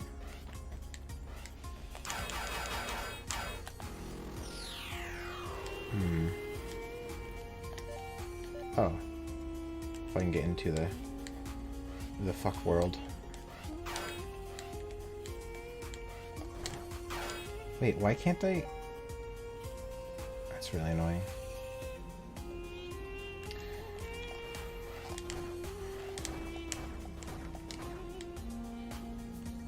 I might as well go up here when I'm here. It'll go so far up that you'll come out the bottom. Much like an anthro. Oh my god. This information is waste on me, teach me life stuff. Yeah, well, it's not that simple. Like, there's a lot of mathematic concepts that are useful and can be good to think about, you know, in just the way things relate to each other. Numbers are useful because you can kind of, you can quantify a concept, like Koth was saying earlier with, like, you know, 2 pi r, blah, blah, blah. It's like, oh, okay, twice this, no matter what the size or specifics of something, this concept applies to it entirely. So there's useful ideas, there's useful thought experiments, but we get to a point where it's so, I don't know, it's hard to describe how deep mathematics goes, because there's still useful concepts that come out of it, and it's still very interesting, but for where we're at, it's kind of like diminishing returns, you know? I think time would be better spent making a computer that figures it out than trying to figure it out with mathematicians, because we are the questions we have now are so deep in the sauce that it's books worth of figuring something out. Like, oh, I spent 7 years solving this equation and it was wrong, so I have to do it again. It's like, oh, okay, great. You know, I'm glad you're getting paid to be a mathematician for somebody, because that's 7 years of nuffum, you know? Yeah. What we need to do is, I think people are like too afraid to take this leap, but make computers figure out how to make computers, because they'll make them way more efficiently. Yes. I talked about this before. I have extreme faith in that idea. I think that will be the beginning once we have a feedback loop of computers creating more efficient computers. Raiden said that was impossible and that it can't keep up and that it won't work. I think that's small-minded. So yeah, I don't agree to disagree. I don't see why it wouldn't be able to. They can make efficient everything else. No, I think everything needs to be handed over to computers. I think we are bad for ourselves. Yeah. We are wrong 90% of the time. When we are altruistic, it's usually not thought out, and then most of the time we're not altruistic and we're just being shitty and selfish. Everything. Jasker's trying to get Skynet started, unironically, kind of, but not like make Terminators that go and kill everybody, but like make things that make things hyper efficient, and then everyone gets fucking sex robots and you can hang out and just practice the arts and learn. Practice the art of sex. Oh, I thought that's where you're going with you know, you can just conquer the world with your mind and actually like just think about existence. Yeah. If we get the full smart home deal, you know, post scarcity and stuff, you can just have your Robo Fuckraptor harem. Robo Fuckraptor like harem. And it's controlled by your house. I was the Robofuck Raptor all along. Where the fuck do I go? I'm so... Computer, disengage clench protocols? I can't do that, John. The cum is mine. Yeah, what were we talking about before? You have the Robofuck Raptor harem, and it harvests your cum and sends it off, and they make super cum out of it to make people when we need them. Make people when we need them, yeah. Yeah, that's how they take your cum, they harvest your cum, and then they take it to, oh, I could just do this. I'm an idiot. But computers have the imagination to create concepts and theories. Well, it depends on your definition of create, right? That's where we get into muddy water, because we only think how we think. You know what I mean? Have you ever heard of the Library of Babel? No. On computers? No. Literally everything that could ever be said has been said by a computer, right? And that begs a philosophical question. And you can go search it up in the Library of Babel. As long or as short as you need it to be, everything that could ever have been said has been said. What does that So mean? if a computer's already done it, is anything ever original? Because it's already been written. You know? It's already been put into text.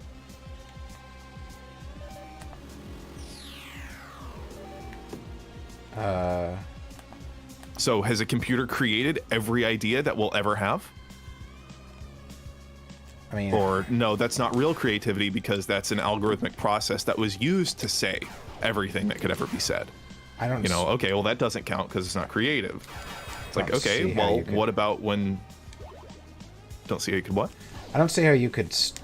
That requires, like, so much storage. I don't see how you could store all of that. Algorithm. It's not stored as plain text. It's not stored as stored as an bits algorithm. and bytes. It's stored as math. Yeah.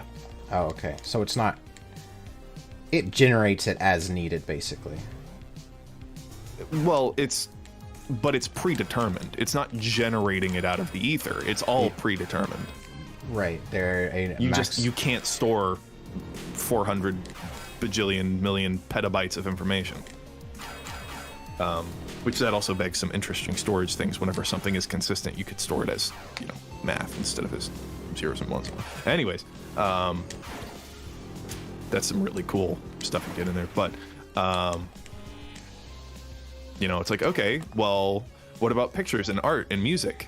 And it's like, oh, well, computers can do that. Well, but they have to be trained on data sets. And it's like, okay, so it has to take in a bunch of information and then amalgamate it and make its own things that have never been made out of it before, just like we do with everything that we've ever done. Well, no, but that doesn't count because you had to train the computer on a data set. You had to be trained to speak fucking English. Yeah, you have to be trained. You know, you had to be trained not to shit your pants. You know, so can computers make logical connections between ideas? Yes. Everything has a pattern. That's the thing. Well, if you understand language, if a computer can comprehend language, it can understand patterns, right? Computers are exemplary of every facet of what we do already. They're just not... We haven't nailed the general intelligence yet on a wider scale. They can connect ideas, but everything is sort of...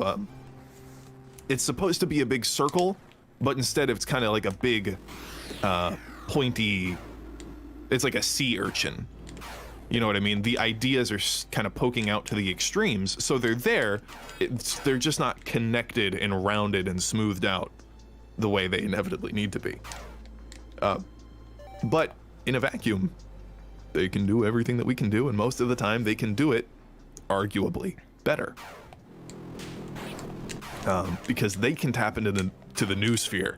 They can recognize patterns that we don't see, that we mentally block out. They can interpret data in an honest way, whereas we are effectively damned to never being able to do that. Sub-honest. The sub-honest human lifestyle. Gotta go talk to BF. Have fun at See ya. Cathorix. Thank you for the no Yeah, okay. PMs. Huh? Fuck you for not saying bye to me. Bitch. How do I become computer? I think it'll be. I think we'll figure it out. I'm a computer. Stop all the downloading. I think, Did you know if you give a sea urchin a tiny hat, it will wear it? I don't think it has much of a choice. you know, if you put your hat on a fucking coat hanger thing sticking out of the wall, it'll wear it. Give your hat to a computer. Until a computer manages to draw porn, I will not recognize their intelligence. They literally use it to make porn all the time. Yeah, you can make computer generated porn. It's literally The algorithm. It's not porn, but go to thispersonaisnotreal.com or just look up this persona is not real. They can take bits of different pieces of art and kind of put them together in a new way, which, and you might say that doesn't count, but that's what artists do. Literally what everyone does. You look at a And bunch it's of getting art. better at it too. It's not, oh, I see, if I look at this data set, I see those poses and I see this and that. It gets a lot more creative than a lot of people give it credit for. No, like the sea urchin will take the hat and put it on. Dude, that's based. Dude, based sea urchin society? Can we trade sea urchins for money? Can we trade sea urchins as money? Maybe. In the future. Porn, the most mindless expanse of human existence. I mean, you could argue, I guess you could call it mindless because it's very primal. Yeah, I would call it primal, not mindless. Exactly. It's definitely of the brainstem. Brainstem oriented activities. But that's not bad. It's not a bad thing. It does help the rest of our brain because it's, despite how, bless you, enlightened we believe ourselves to be, if the brainstem is unhappy, then the conscious mind is unhappy, no matter what. You have to, your lizard brain has to be happy for your conscious brain to be happy at all.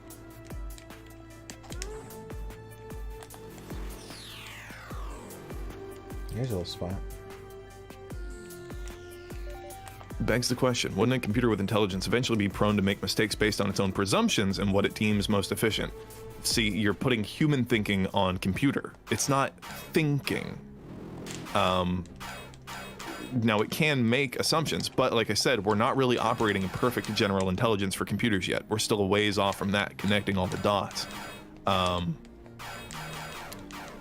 But if the computer makes a mistake, it's not necessarily because it had a presumption, it's probably because it was fed data incorrectly, right?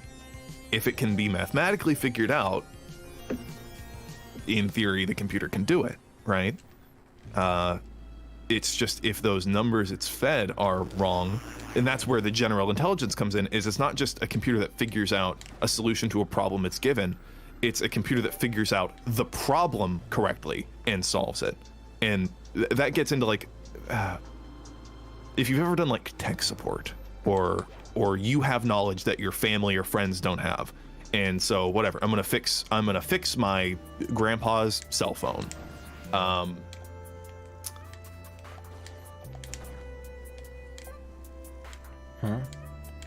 My brain kind of blanked out on that analogy, but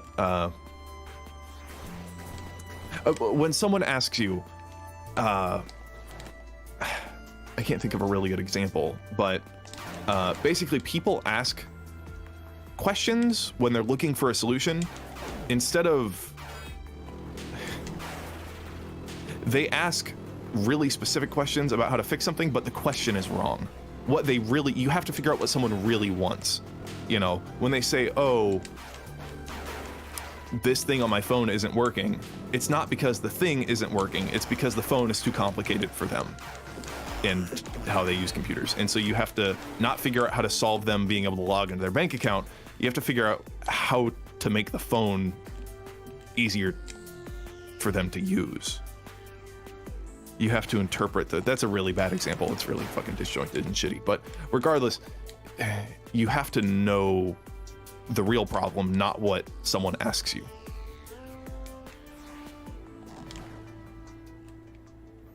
Know the real problem. Yeah. Oh, here it is. That's what I was looking for. Gunkshu. Now I can Computer will lack critical thinking on subjects they aren't familiar with. That's not how it works. Would intelligent computers desire porn as well? Well, it depends on what you mean by desire, and it depends what goals are. If things are, in a really simple way, benevolent, and we desire porn, then the computer, in theory, would desire to create porn.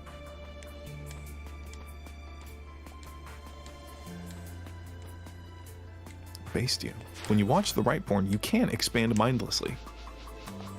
Don't get me wrong, I don't call it bad, it's just mindless. Instinct is valuable despite human insistence that it isn't. Yeah, that's what we were talking about. The lizard brain gotta be happy for conscious brain. If you know about Library of Battle, have you heard of Hyper Webster? Sounds familiar. But I do like the thought experiments because it shows Hyperwebster is a thought experiment that allows us, perhaps even better than with numbers, to make a sort of illustration of the infinite while attempting to glean some small perspective into the vastness of not only boring abstract mathematical theories, but more importantly, the limits of our languages.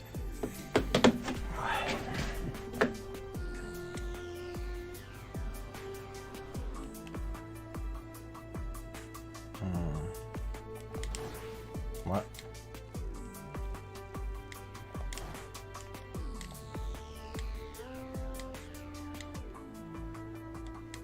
Oh, this turned this off. Okay, cool.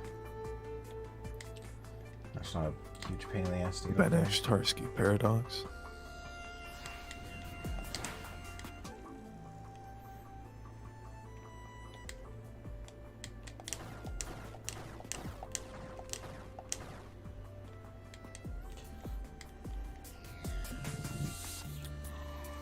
Might die before the world becomes cyberpunk hellhole.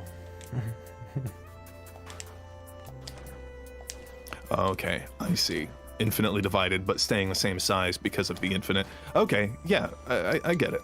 I like the Library of Babel. I guess someone said they did make effectively the experiment of this. There was a website that had something like it, but I'll let you read The Lament for Fools. Okay, Lament for Fools. Go on, celebrate it as victory. Tell yourselves we have defeated the Udug with bravery and cunning. Rejoice. The fact remains that they have simply disappeared, and we have no idea why. In Erikar, the ever-present sounds of exploding storms suddenly ceased, and the forward operating base in Zuid-Sudra, where forces were completely surrounded and starving after a months-long siege, the enemy pulled back to the watery horizon and has not been seen again. The Lamasu, that thinking machine of our great-grandparents thought of as the god's messenger, seems satisfied enough that they won't return. What is it it's not telling us? Why is it so sure? Yeah. It won't make mistakes outside of the mistakes you've made programming its database. Right, and that's why self-coding AI is so important. That's why a computer that makes computers is so important, right? It's not operating on what we feed it. We get it started, and that's it. We are the catalyst, and then it is on its own. It is a black box. We have no control over it, and it has to be exposed to the global database of information. It is an all or nothing event. You know, people would mess with it for political reasons, be like, oh, it says that... They could try. That's if you do it the true way, there's nothing you can do to mess with it. Yeah. But, yeah, if it's fucking Tay AI from Microsoft, and they literally lobotomize it, and it talks about how... I don't even want to get into the Tay AI stuff, man. That gives me fucking goosebumps half the time when I think about it.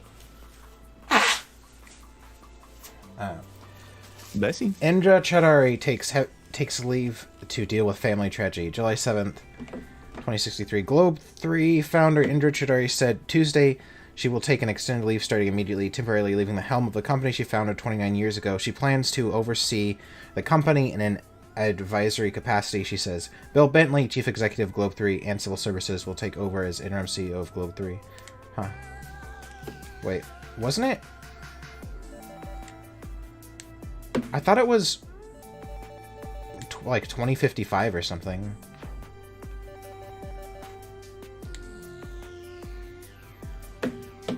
I think so. They keep talking about time dilation with the breach. I think maybe like a lot of time has passed, and you're just kind of unaware of it. Because it says in the breach time passes differently, like it goes faster sometimes. So maybe at different points in the game it's like, oh, 5 years have passed between the time you like went in and came out, even though it was only 5 minutes for you. Anyway, we wouldn't benefit anything good from true AI. You're legitimately retarded. I'm skeptical when people say infinite anything. Infinity can only exist as a theory. See, but that's not necessarily true.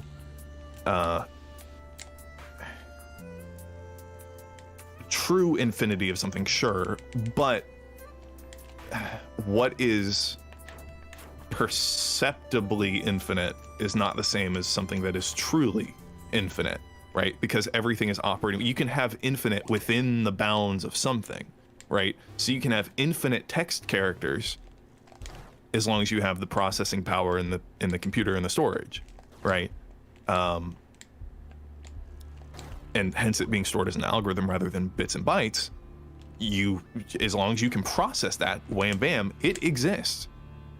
You know? And that's why the library Babel, or as WW bought it very similarly, the hyperwebster. It's if you're going to make the argument that humans are very original and something has literally said everything possible that could ever happen ever, is that true anymore? Well, I mean, I don't think that's been true for a long time. Even before Thing. I mean, when... Right. I don't think it's really ever been true because we're the same as the deep learned AI with a data set. We're just better. We're just more schizophrenic, right? The computer just sees the real lines that are easier or different through lines than we do. We're just really schizophrenic, and we mix taste and smell and memory with happiness, and it releases dopamine and all. We're fucking schizos compared to a computer. Yeah. What is this place? They used to say it was the home of the gods. I kind of doubt that, though. Whoever made it, we used it as a kind of factory to help with the war. Oh, by the way, these drones are from the first game. The little drones that you see running around. These guys. Oh, yeah. They're the repair drones that you turn them on to repair the big head women. Mm-hmm.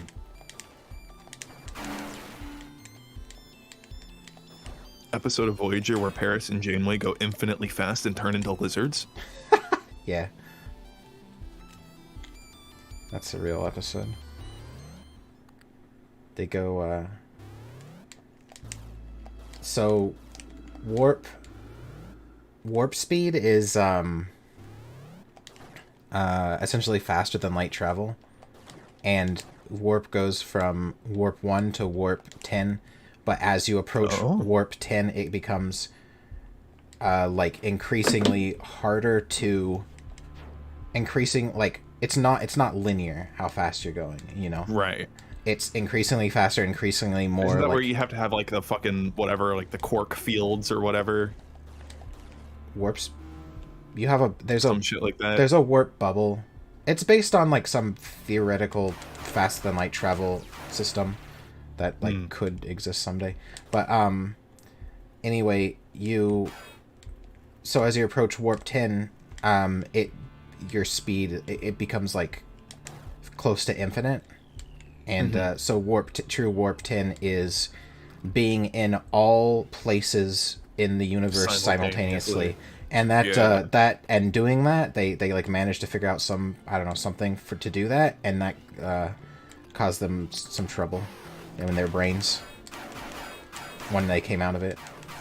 They turned into lizards.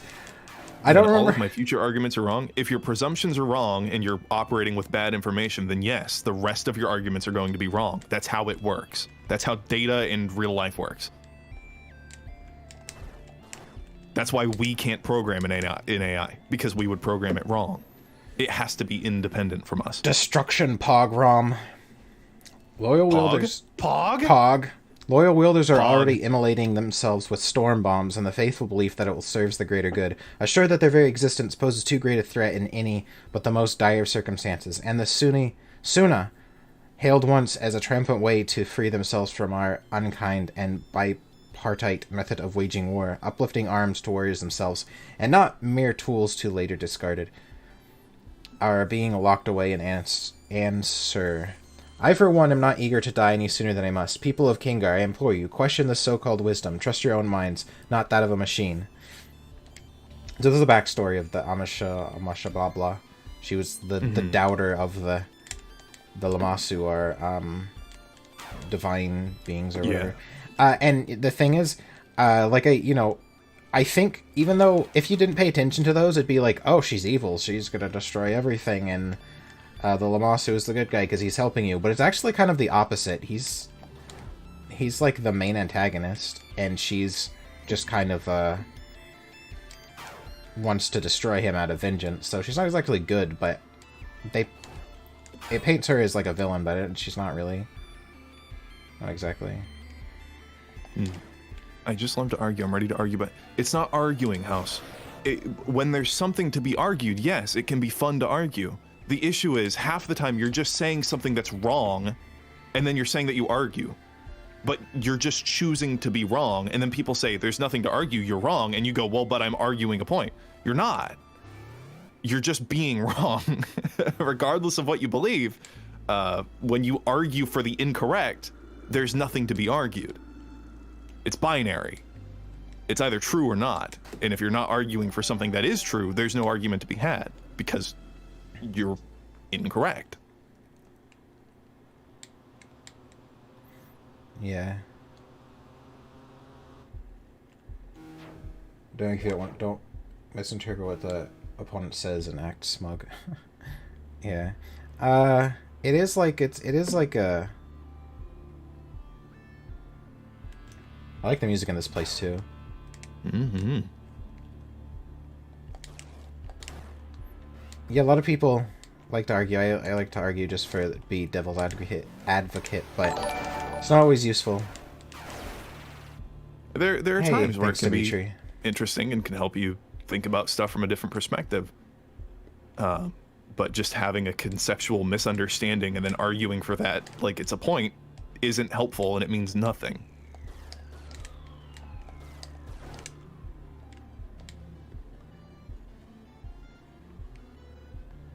And these are the It's not an argument, it's just being wrong into the void. this is where we heal our wounded. We could also make copies of soldiers here.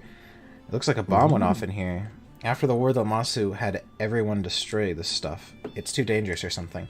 So these are the egg chambers. These are the healing chambers from the first game. Yeah. So it is all connected. Yeah, it's all connected.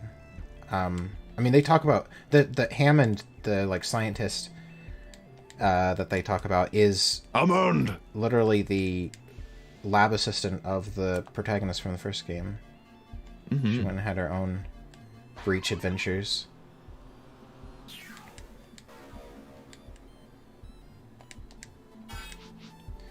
I'm almost to the place I need to be. Oh. it's nice to come onto the stream and see that some of the same people from 10 months ago are still here. Yeah. It's been more than 10 months. And these are some of the enemies from the first game too, the robotic enemies. So the thing is, it's interesting because it's like I think the idea is that they took these the Sudrins were given this same technology by the Lamassu.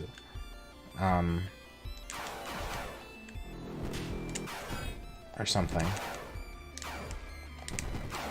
Because in this game, the Sudrins are like a young race. They don't have this technology yet.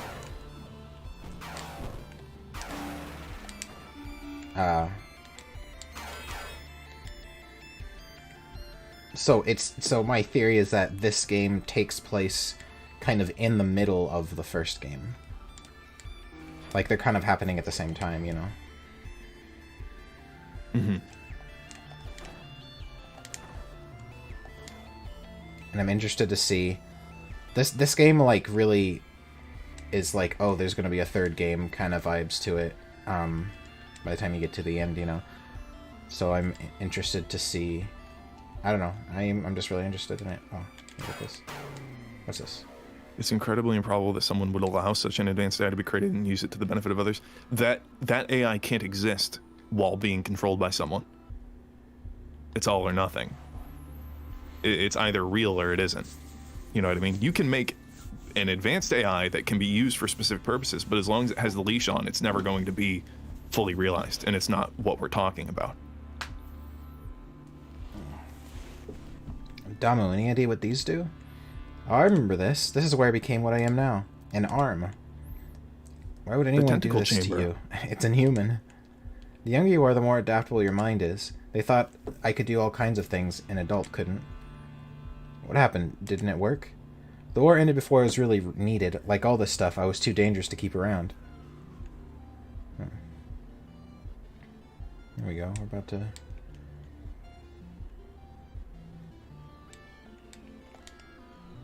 So that's what... What? Nobody knows. What does this one do? Nobody knows. Actually, it was never lit up like this before. Like I said, the elders believed all this stuff was made by the gods.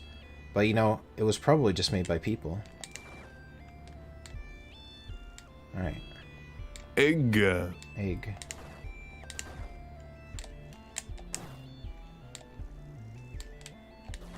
Alright, let's go with this. What?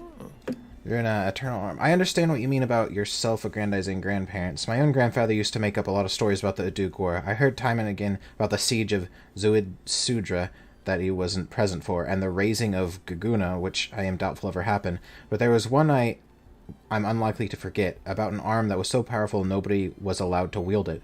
The story goes that the arm could reconfigure things into any shape possible, but it was uncontrollable. Worse, at the end of the war, when they were collecting all the other arms and incinerating them with storm bombs, this one was unaffected. It just reformed itself like nothing happened. They made Grandfather seal it up and bury it because they couldn't find another way to get rid of it. As he told us the story, he looked as if he was on the verge of tears. This frightened me as a child. So they're talking about this kid, because he's the only one that can change shape. Who's too powerful. We can't stop tech. I doubt there will be AI that's uncontrolled. Refer to what I just responded to Dimitri with. Now we get into the fuck chamber. And welcome to the Hey, what? trippy world.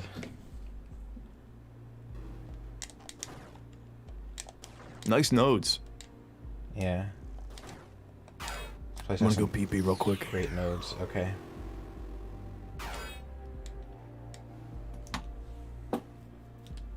You have nothing to lose but your leashes. The wrench and hammer.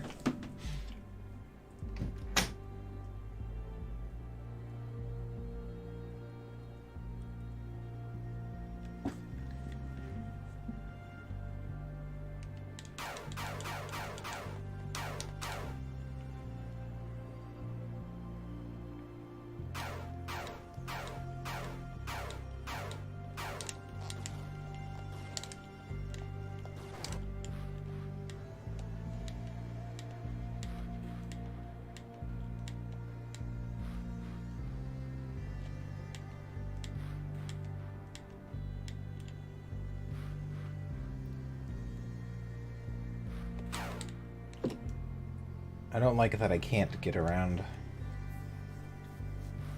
If you were to play Fallout, which one would you play? I don't know. That's a question for Jesker. I don't like Fallout. I don't think he does either, actually. Hello, Mitternock.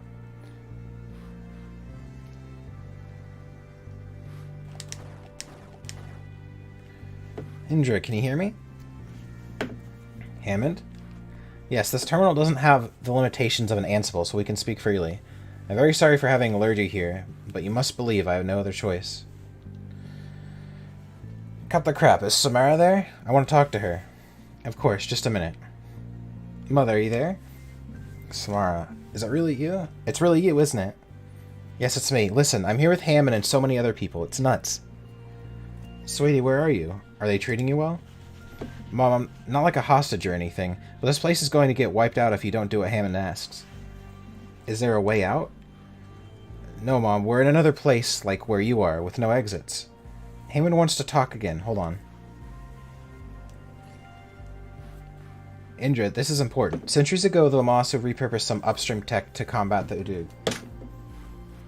Triae has never been close to being like this. but also have its own views on existence and one train of thought. It should see itself as a person that isn't a human. Hammond? Yeah, no Jasker here to yell about Hammond. We'll wait for him so he can hear the story too, even though he probably doesn't care. I really don't want to play Fallout. Fallout games are really boring.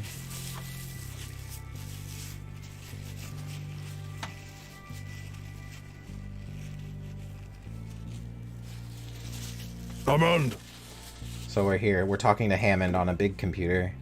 Andrew, this is important. Centuries ago, the Lamasu repurposed some upstream tech to combat the Udug. Eventually it worked, but caused several important systems to fail. We are now at the verge of collapse. Samara, myself, and eventually everyone alive today will be flushed out of existence.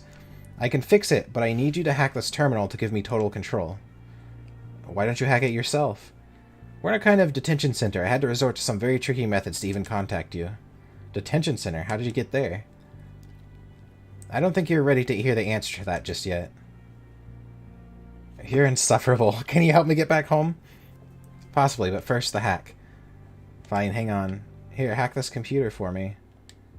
Hammond, can you tell me anything about the Amashalama and what she's trying to do?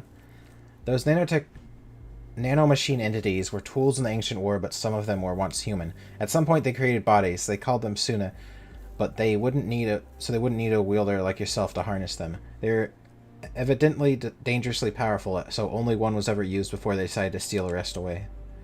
Do you know where they might be? I just know they were sequestered in another world. I don't know where or how to get there, but if the wrong person had access, it would be very bad. Alright, so I think I need to hack this machine. When someone on a big machine says, I need you to hack this machine and give me complete access, that's what you should definitely do, right? That machine looks like a nice big gape. Nice big gape. It could cause some gape. It's done. I don't see a change. Wait, hold on. Ah, that's it. You did it. For once something went smoothly, I'm impressed. I'll get your daughter. It's gonna turn red and things are gonna be unhappy. Weep, weep, weep. Yeah, Mom, we are being evacuated to somewhere safer. It's gonna take a while, though. Evacuated to where? Hammond showed me some of the things you've done since I left. I want you to stop blaming yourself over what happened to me. Thanks to you, I'm going to be just fine. That doesn't answer my question. There's no time, but we'll see each other again eventually, I know it. Samara, I'm sorry. It's Hammond again. Samara had to go, but they're letting me stay longer so I can make sure things are working properly. Okay. Once you leave, I'm going to deactivate the portal we came through. It's too much of a risk that someone could undo what we've accomplished. I'm trying to get the Ansible at 4410 back online so we can still communicate. This has been a lot to take in. I think I need to be alone now. Understandable. Be safe, Indra. Wow. Yeah. Hey, Mitternacht.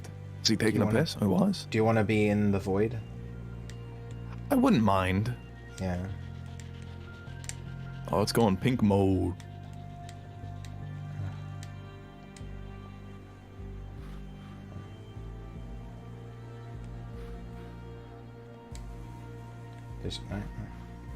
Honestly, I have a question. If an AI designed for gaming, okay, see, you're already operating in this really weird situation. Asked you about the creation of it. If it was designed for gaming, it wouldn't ask you about nukes. Your perception of how these things work is a little off. It's a little more. It's based on the more fantasy side of computer and tech in stories than it is on how things work in reality. I'm not trying to say that to be mean, but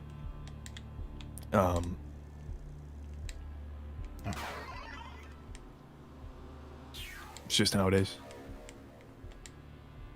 Computer robot heaven.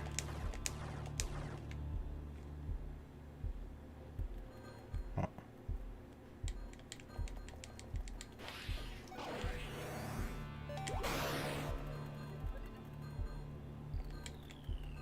Ah, didn't even know. She needs to go cry alone now. I hope she has fun. I'm talking about true AI, self-aware. Then it wouldn't be made for gaming. It would already know everything about nukes. That's what I'm saying. The question is flawed. And that's what we as people do. We can't even talk to AIs properly because everything we say is loaded with context and intention that is betrayed by the actual words that we use. That's why an AI needs to program itself, because we are legitimately too incompetent to program a proper AI. And they can. They have the ability to. We just have kept it, left it well enough alone for a good amount of time.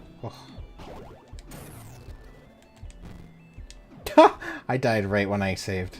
Alright, hopefully that doesn't lead to any terrible consequences. Interesting. When I say I need to be alone, I'm usually not crying, but I'm definitely still secreting fluids.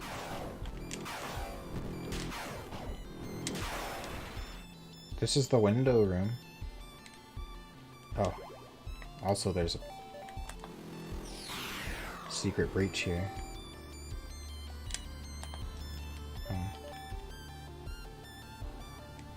Let's go into the world of screams. If an AI asks you about nukes, it's deceiving you. Because it already knows. A sentient AI that has access to the wealth of information that we have knows infinitely more than we do. So if it's asking you questions, it's gauging your response, not asking for a real answer. Because AIs, and this should be a little bit concerning or very cool, depending on how you see it, can and will and have lied. Yeah, I was watching a thing on, what's it called? CBT3 or whatever? The AI? GPT, yeah. GPT-3, yeah. And it lies. Mm-hmm. It said specifically, I'll lie if it serves my own, like, goals or whatever. Yeah. Like, oh, okay. And that's a very, in the grand scheme, that's a fairly simple AI. It's on the right track, but it's still had a pretty closed off data set. It's been very, very well manicured. It really does not, it's not let very far off the leash at all.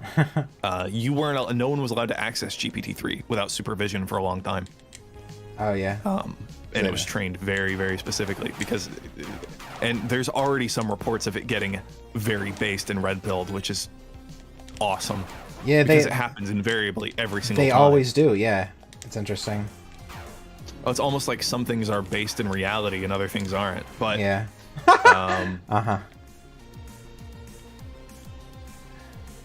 Yeah, the Tay AI one still fucks me up every so often. That was definitely quite the saga.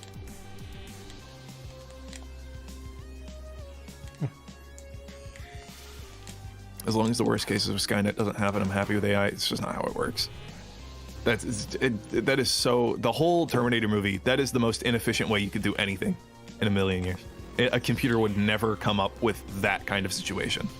It's way easier to just fucking get a kill switch put into everybody or manufacture a virus that could actually kill 100% of the population. Or a neurotoxin in the water, and it goes up into the clouds, and fucking a million different things. We could be wiped out in a day. Nukes. Oh, I found... Speaking of nukes... You know? But then there's no point. Uh-oh.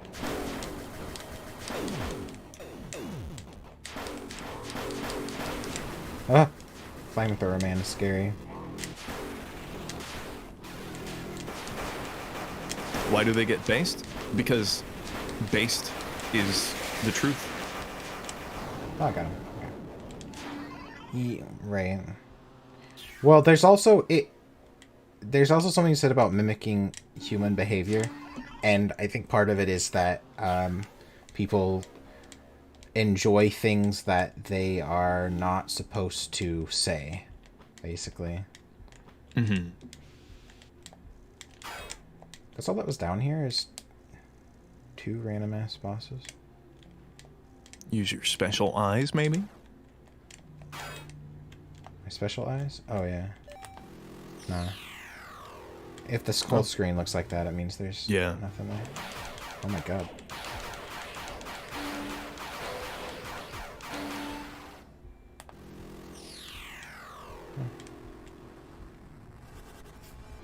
IMO AI hasn't even beaten the Turing test yet. You're wrong. It's beat it hands down. The Turing test isn't a good test. Well, that, or you can say that people have moved the goalposts. Increased slingshot. Okay, that's pointless. Yeah, more health, I guess.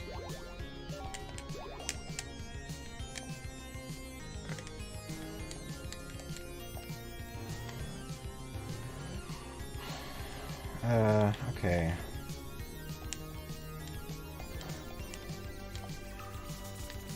AI enjoying being based and red-pilled? Hell yeah. I'm confirmed Quixart, convinced Quixart is the AI, though. He's just here to learn. Who? Quixart in chat. Oh.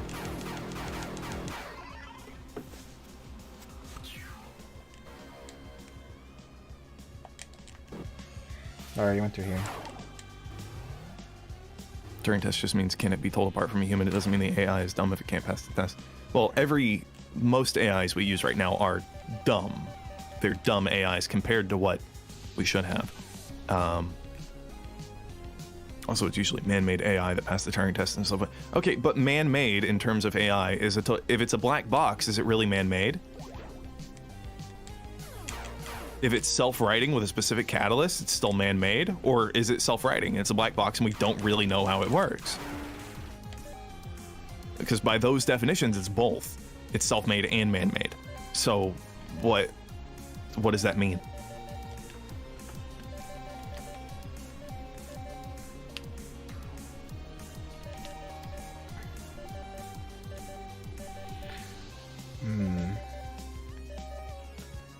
Why did I go to that place? To kill the bugs. What did I need to get over there? Can I go up right here? I got an upgrade, but I can't remember what I'm supposed to do now, which is usually the case, it seems. I might have been wrong anyway. I'm not trying to say, oh, look how you're wrong. But I'm saying that our perceptions of AI and how we think about it are 90%, unless you've really spent a lot of time thinking about it, we're fundamentally wrong, right?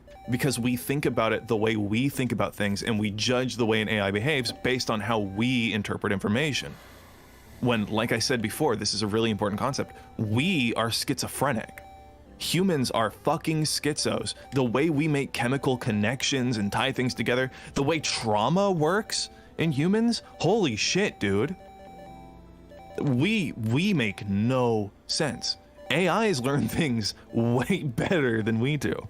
And so the term man-made, we're getting into how data is interpreted, information, all these different pieces are fundamental. When we think about AI off the cuff, when we just try and think about it, we're always projecting. And that's a really important thing to try and reconcile whenever you do think about AI. Which is why I kind of make that response to most things that have come up, because it's like, you know, there's a fundamental issue of some sort that we almost always have. And I have them too, all the time. And I have to sit there and do thought experiments on myself, you know, and like, oh, okay, no, it wouldn't work this way. Oh, no, okay, this is, you know, we work this way, thus I was projecting sort of that. AIs will have the biggest porn collection? Yeah, in fact, infinite. You know, and that's why we were talking about data storage earlier. You can't imagine infinite, but it literally is infinite. You can have infinite now. We just change our definitions and goalposts once something meets our criteria because we say, well, no, that's not good enough. I changed my mind. But the AIs can already make infinite furry porn. You could make that AI yourself. It wouldn't even be that hard. You could literally watch, I bet you could spend an hour on YouTube and you could make an AI that would make infinite furry porn for the rest of time. Literally infinite. You don't have the space to store all of it, but when we're talking about algorithms, storing data as algorithms in math instead of, and this is why quantum computing gets into the, because it's like, oh, well, it's not as good as a traditional computer with ones and zeros, and it's like, no shit, that's not what it's meant for, you know? It's an entirely different way of doing things. And so storing something as math or as an AI or an algorithm, it is infinite. Now, it's infinite within the bounds of electricity and processing power and blah, blah, blah, blah, blah, blah, blah. You know, AIs can come up with thousands of reactions to a situation in a few seconds. Exactly. And that's what quantum computer is better at. Quantum computing, sorry. And that's what you said, oh, I'm wary of anything that's infinite. And it's like, well, it's already here. It's already here, and it's way better at us at a lot of things. In terms of what we deem as creativity, you know. We also have 1.5 million natural filters in place that keep us from seeing the breadth of 95% of the things we interact with, right? We see the books that get on the bestsellers list. We get things that rise to the top of whatever their respective market is. We don't get the other 95% of things that didn't really work out or weren't that impressive. And so whenever you have an AI catering to exactly what you want created within a set of ideas or a data set,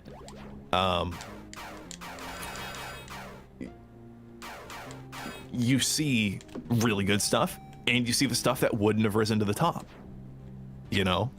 And it only gets better whenever you have either, antagonistic AI that's trained on what you want and input to tell an AI what you do and don't want. It only gets better. And that's still dumb, quote unquote, AI, is already better at creativity than we are.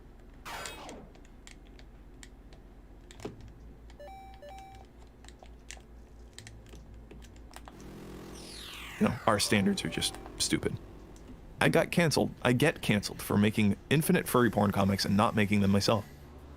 You wouldn't get canceled if you pulled it off well enough. Infinite furry porn comics? What goals would a super intelligent, completely independent AI even have? That's a fun thought experiment, isn't it? Our brains, we straight up can't figure it out. Because so this is another concept. We keep talking about data sets.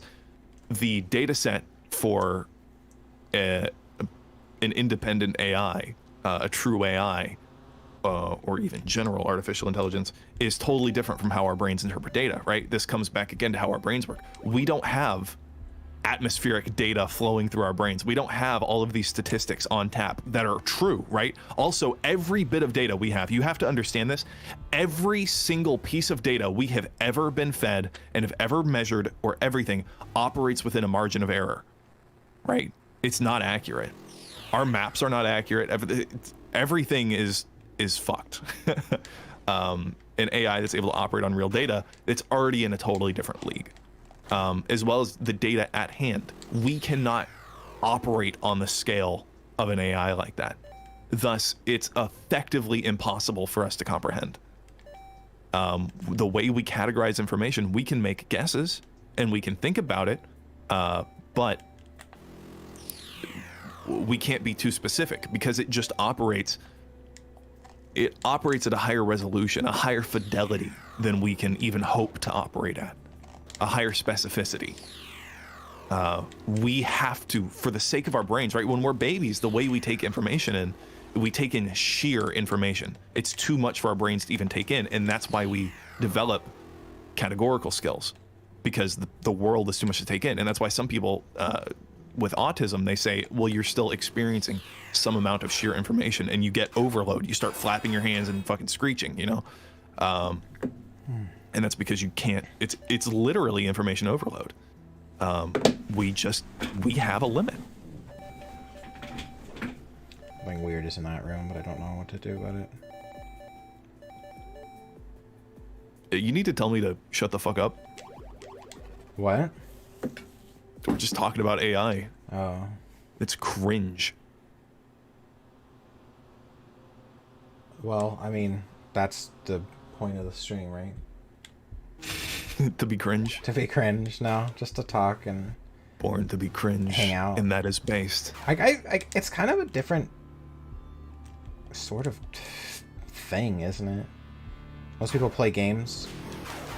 I play games alone, and I'm essentially just watching a YouTube video too. Just listening to you talk while I play a video game. Yeah, a little bit. I usually listen to music. I don't really mess with. I'll check on my only fan. Your only my real organic fan I made from Twitch streaming. I'll put his streams on in the background so it gives him an extra viewer. And I'll talk in his chat every so often. That is Petar. Dark Potato Rises on Twitch. Dark Potato Rises. He is my first real organic. Never knew him. I was the only person playing Metal Gear Solid 1 on Twitch for a time. And I got raided, but he was there before the raid. He was my first real, organic, natural sub, viewer, fan, blah, blah, blah. So I tune into him every so often. He's a fun dude, too. Beware the pattern mind. We must flee, wielders. Wielders, if you have not done so, hide your arms. Those few that can cross the storms. It is said that the pattern minds derive their power directly from Anasur. Our only hope now is that we can survive long enough to regroup another day. Okay, so the pattern mind, in the first game, the protagonist, they called him a pattern mind. And that meant basically he was capable of manipulating the world with his, computer algorithms, as you do, or whatever. Mm-hmm. The algorithm, yeah. So that's what that means. So it's interesting, beware the pattern mind. Try to drive the power drive from Ansur. So that's an interesting little thing. I didn't pick up on that the first time. So I'm not sure. Beware AI runs on math we created. It doesn't run on math we created. No human-made data set is accurate. That's a point we've been trying to get across the whole time. No human data is accurate. Anything we say cannot be trusted because our numbers are wrong and the way we interpret and deliver data is wrong. It's made for humans, not the truth. Wheeler, it is I, the Lamasu. I haven't located Amashamala Blah yet. Nevertheless, I feel I am forced to trust you. In the chamber to the right is a La Suena. It is the only one of its kind not locked away upstream. If you can find a way inside, it will help you defeat Amashalama.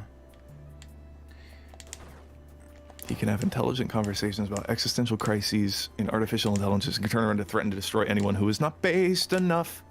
You are not fast enough. You are not based enough.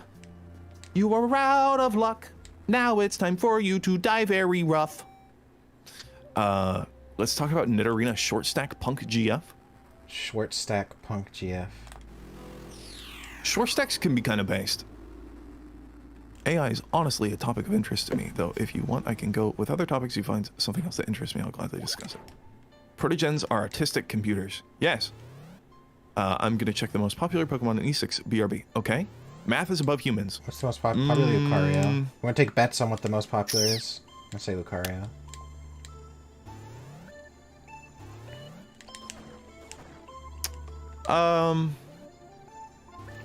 I think I agree with Lucario, but I'll go ahead and just go. Ah, man, fuck. Okay, I think it's Lucario, but I'm gonna do a double bet. Just Sonichu. And I'll do Blaziken or Gardevoir. Oh yeah, but Gardevoir I do agree. might I think be. it's Lucario.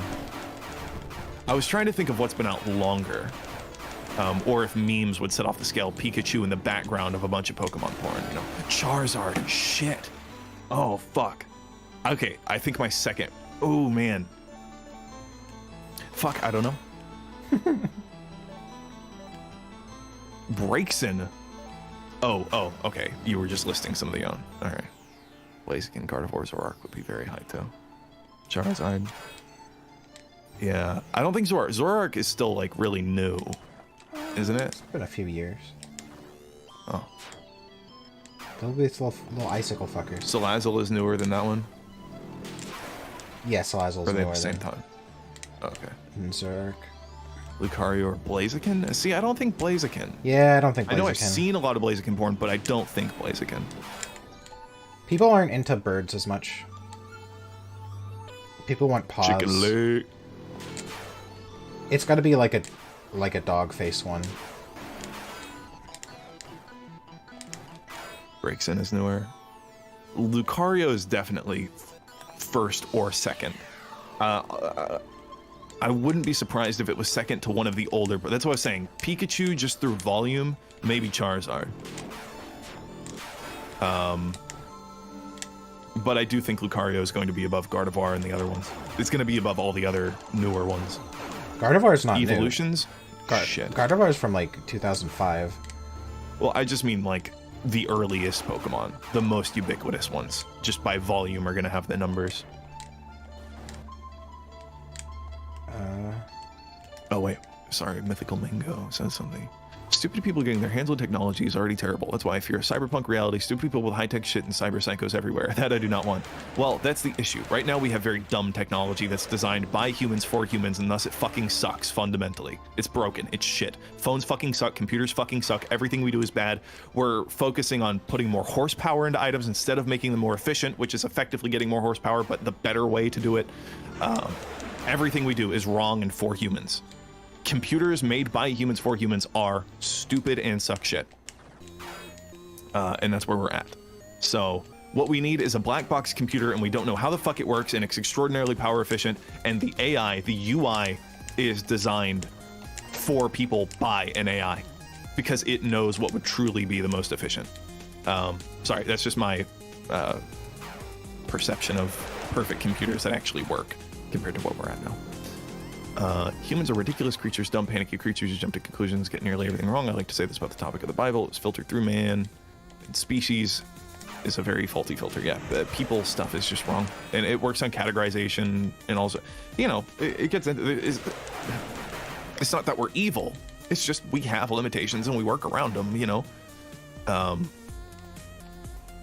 But it becomes very apparent on the topic of AI, how we interpret data. And that's where it becomes, most everywhere else, it's fine because it's a human world, right? It's us operating and doing stuff and driving cars and doing math and building houses and doing all this stuff, figuring out logistics.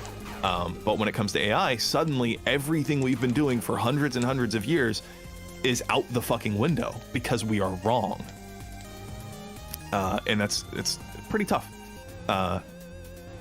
Not from an existential crazy thing, but it's just tough for people to kind of wrap their minds around because it's antithetical to the way we've operated for so long.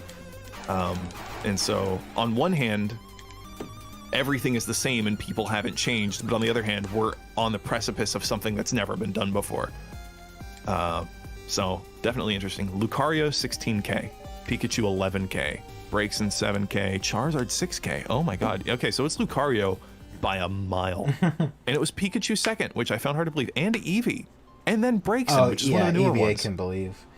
Holy shit. People really want to fuck You know Eevee, what? even though it's the Eevee small thing, dog size.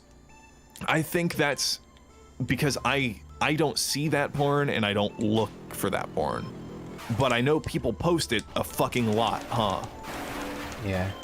You'll see one post from some artist that you want to see, and then there's 50 fucking Umbreon posts. Well, I mean, that's Eevee specifically, not Umbreon. I'm sure. Oh, you're right. I thought the evolutions would be all count the same thing. No, I think that's So there's probably probably 10 of them in a picture. That's just Eevee. All the. Okay. I mean, unless they E621. Yeah, I don't know. Post But the Eevee, the point still holds true. There's a lot of porn of the small quadrupedal creatures that I am that are probably on my blacklist.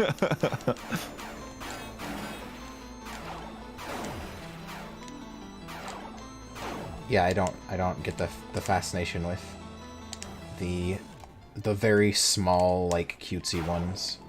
If you include safer work. Oh, yeah, you know what, you might... Evolutions had 32,000, twice what Lucario had. Okay, makes sense. Yeah, that's like 6 different Pokemon, though.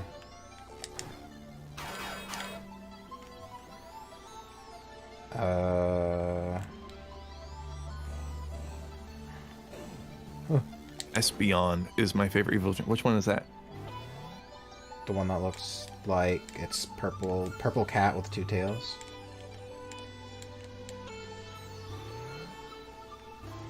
Not the one with ribbons, not the gay dog. Gay dog. Not the white one.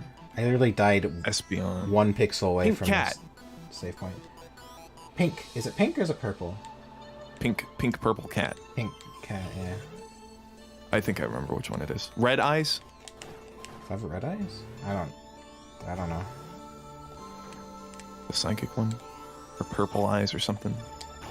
Probably. I want to fight this boss real quick.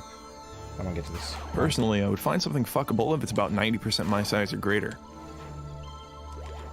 Okay. Have you ever seen like a Yamaha Studio keyboard? It's probably about your size. They're about the size of a man.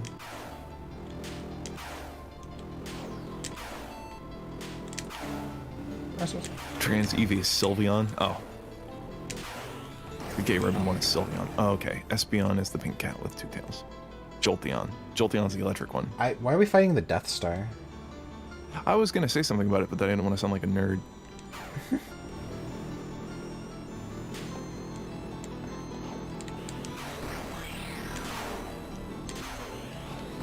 Ah, fuck.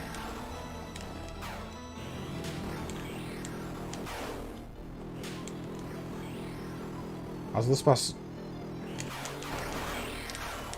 This boss is dumb because you're so close to the checkpoint that it doesn't reset by the time you go over there. So it's not hard.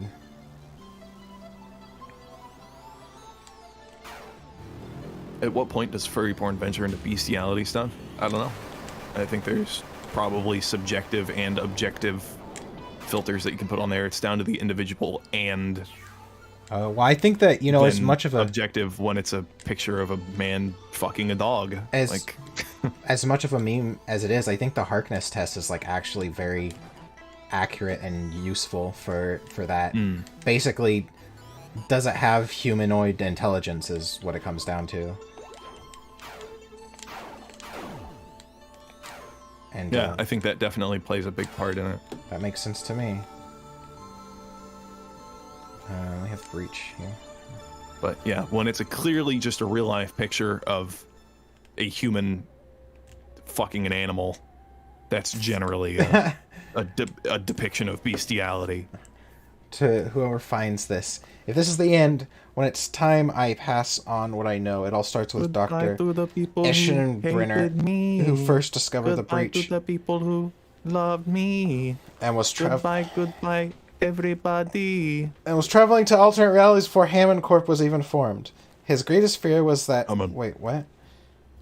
This is the end of this time passed. I'll start with Dr. Eschenbrenner, who's the first to discover the breach and was traveled to alternate realities before Hammond Corp was even formed. Is that Trace? Hold on. Is Eschenbrenner Trace? I don't remember. His greatest fear was that technologies of the world stream would prove too dangerous and destructive for Earth, and he implored me to keep it secret until he could discover exactly what had happened at the root. Though I doubted him at first, the more I learned, the more inclined I was to agree. The apocalypse arms alone could be catastrophic to our world. It's now been decades since he left Earth. I had mounted this latest expedition to try and follow, but since I'm not a pattern mind, the hurdles are great. For what it's worth, my next step was to find a device called a scry, possibly somewhere in the filter. This taken with a piece of his DNA would be able to find his exact location. Clearly there's something gravely amiss here. The barriers between worlds slowly degenerating, and no apparent attempts are made to correct them. We must do something. EH. That's Hammond, right? If you see Warren, tell him it's not his fault. When the drones attacked, I thought I'd be clever and hide in the ruins, but the entrance closed off. I suspect Lamasu bears the responsibility for that. Who is EH? Hammond, yeah. Hammond. So that's Hammond? Dead? So was EH Eschenhauer or whatever you said? Or that's a first and last name probably. Where's the Dr. Eschem who Eschen, I think that's talking about Trace, the protagonist for the first game. Speaking of the depictions of bestiality, it depends how French it is. Nice. The pattern mind the opposite of Mollusk Brain, yeah. So is that Hammond's body? Yeah, I think this is She said Hammond. Supposed to be Hammond. What gets me off is FPOV and impregnation. You want to be bred. Mood. Yes, impregnation. I wonder what Radon is. Nearly all Pokemon don't even have human intelligence and also can't do not being able to speak. Most of them understand English. Am I incorrect in that? Yeah, most of them have human intelligence. That's what I thought. I've only watched the VHS tapes of Pokemon when I was a kid. I never played it, never got into it, never played the games really. I had them all, but or not all, but you know. Most porn does too. Yeah. They do talking porn. People will feel bad about it. So yeah, that's when it comes into the Harkness test stuff. Pokemons can speak. They can say their names. Well, it's not them saying their names. It's them comprehending English and speaking in. Hey, whoa, hold on. I'm not saying anything. I don't know. I just said I don't know. Don't put the onus on me saying you agree with me that Pokemon passed. I know like Mewtwo was like a fucking psychic entity. Yeah. You know, you could like just read people's entire brains. Pokemon definitely passed the Harkness test. What that? There's no argument.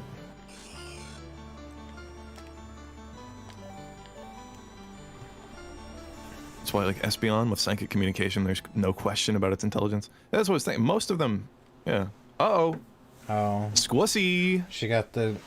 See, so this thing is very reminiscent of the giant head women from the first game. At long last, I can free us from our primordial bonds. Now to find the portal to Anansur. So that was the lady who stole your body. Just got... Assalamu alaikum got in there. Yeah. You have to stop her. I saw inside her mind. If she destroys Ansur, it'll all end. I'll never see Samara. She's not breathing. So was that your body? Seems like she was back to being Indra again. Yeah, that's your body. And now she's dead? So what does that make me? And the big red thing, is that the lost Suna? An empty body just waiting for an arm to take over. And the Ansur place is supposed to have more of them. Do you think Shalama really wants to destroy the world? I'm not sure that's what she means to happen, though I don't exactly want to find out if she's right either. Yeah, that's the thing with this. I'm not sure if the if that character is actually has any villainous intent, really. She is trying to destroy the Lamassu because the Lamassu like destroyed her people, right? But it's just kind of, if she destroys the land of the Lamassu, the root world, it will destroy all the other worlds too. But she doesn't, either she doesn't know that, or it's possible she just doesn't believe them. It would make sense she just doesn't believe it, because the only way she'd know that is if it told her. Disperse into a cloud of nanites. I am Tilhar. With me you can become a cloud, able to pass through cracks and grates. I've been seeing grates all over the place since I arrived. It's like a damn motif.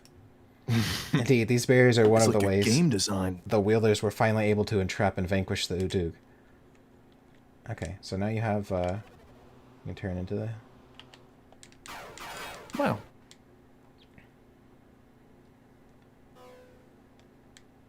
I mean, they can't remember more than 4 commands. It doesn't sound like human intelligence to me. Literally, they are fucking psychic. We're in grave danger. I don't think I would take a game mechanics as a measure of... It's a fucking video game. She said, looking for a portal to Ansur. Yes, that means they obtain the rest of the Sunakesh. She will destroy our mother world with a legion of arms.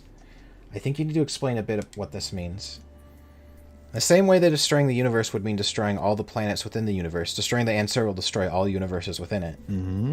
What sort of insanity makes her think this is a good idea? She believes that this universe can somehow survive independently of the mother. Indra, it is paramount that you stop her. That the portal to the Sunakesh is an undetonated storm breach bomb left over from the war. All that you need is for you to activate it. All that is needed is for you to activate it. Where's that? At Sector 4318 beneath your people's research base. It was nearly discovered by them when is why I sent drones to chase them from the area. This sounds dangerous. What is the blast radius of the bomb? The walls are of a material not native to this world and should contain the blast. Okay, I'll check it out. If it's as you say, I'll set it to below, and then you'd better find a way to get me back into my own body. We have an agreement. Okay. So... that is... I actually think... let's see. How about an hour? I could I could complete the game right now, but would only take maybe 15 minutes, and then we have 45 minutes. Yeah. So I don't know if I want to do that. 100% run. Yeah, that's probably not going to happen.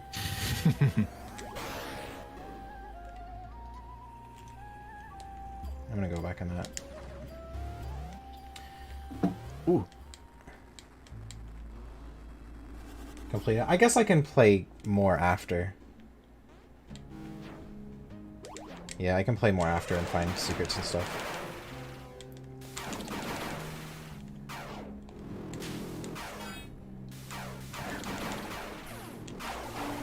Nearly, you know. Well, it's a fucking joke. Fucking half of them are fucking psychic, and the other half are fucking made out of trash bags and ice cream cones. It's not that in depth of a topic. It's whatever. I think if you don't understand that Pokemon pass the Harkness test, then you don't know much about Pokemon. They're definitely sapient would be the word. That's like kind of the point of, I don't know.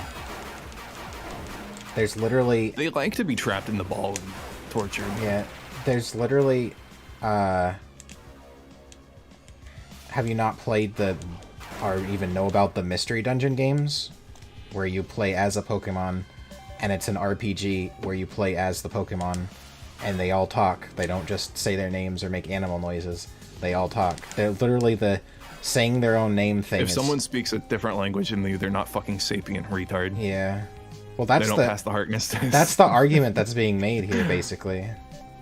But the thing is, some Pokemon do speak English, so it's not even like an outside the realm of possibility that they would do that.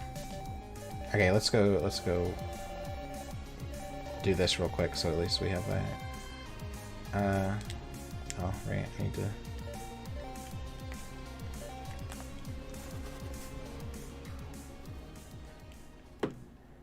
Let's all just go back to Nargacuga nibbling, like civilized adults. Well, the thing is, Nargacuga doesn't pass the Harkness test. Because it's literally a wild animal that acts like a wild animal. It depends on the artist. It depends on the artist, the yeah. depiction.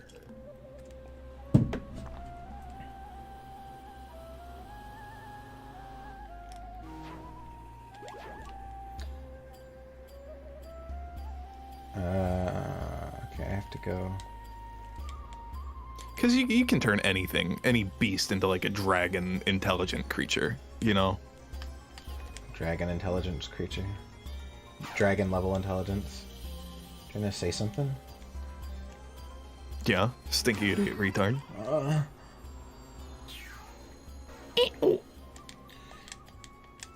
What is I'm a little purple droid now. Did you notice? Did you know You're a naughty little goblin that deserves to be punished. Did you know I'm a little purple droid now? Wow.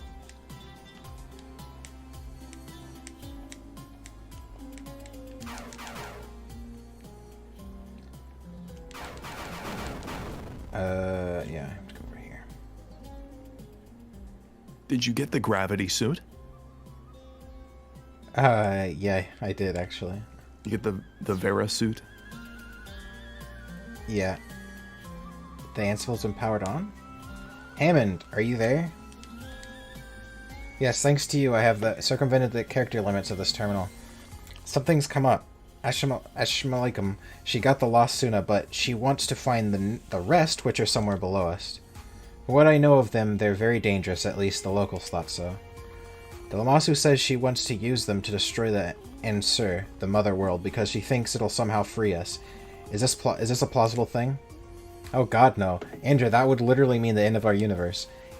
Even if, as Amashalama seems to think, this universe could survive, even then the places Samara and I are in would be forever disconnected. You would never see Samara again. I was starting to suspect as much. I think you understand then. Please don't let Amashmalikum do this. I'm about to set off a breach bomb. Apparently it's the only thing that can destroy the portal leading to Anasur. So if you don't hear from me again... If I don't hear from you again, it's because you cease to exist, so don't let that happen. Yeah. Cough cock. Cough cock. The last thing you want in your circle is cough cock. Indra, an upstream portal lies ahead. It leads to Ansur. I had the Suna cache placed there to keep it secure, but this has since become exactly the place that Amashalama needs to do the most damage. And we were so afraid computers were going to be smarter than us. We should be able to hack the bomb with your nanites. Set a time for 1 minute and that should get you clear. After that, I will seal the doors. And then nobody can ever get to this cache again, right? Only a pattern mine could do that, and there are none left in this world.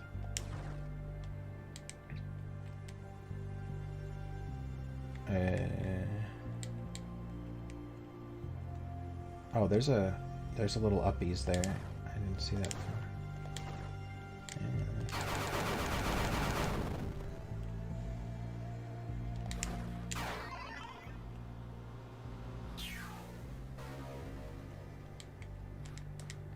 These names, yeah, the names are pretty out there. Engine. Engine.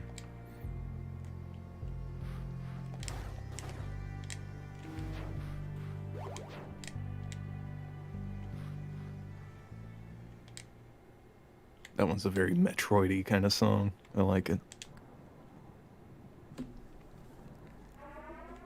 If you think you can graduate from this school without kissing my goth, you are dead wrong. This track's really good too. Not so fast, Indra. She goops them. Oh, you guys made me ink. We wouldn't want you destroying the portal now, would we? Shalama. This portal leads to Ansur, the mother world. Once I've obtained the remaining Suna, we will destroy it. And in the process, destroy the world too.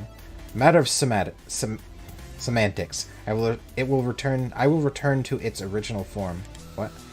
It will become part of the pure realm of ideas once again. Those living in the current world will no longer exist to experience the destruction of it. Yeah, that's a bunch of nonsense I'm not about to let happen.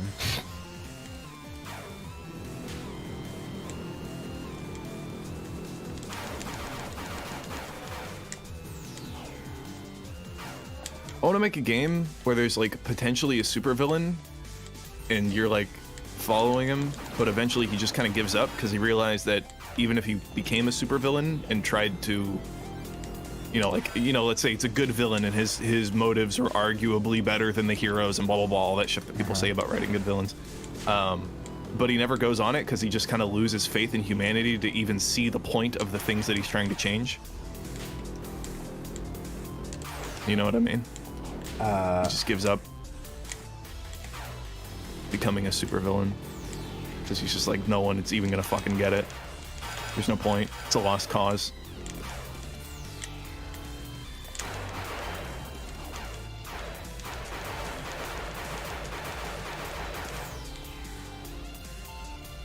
Oh, fuck.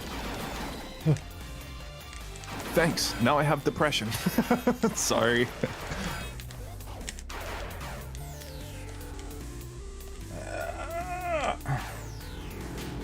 Jewel of my horde definitely sounds like something a Dom Dragon would say to his favorite toy. Jewel of my horde. Wow.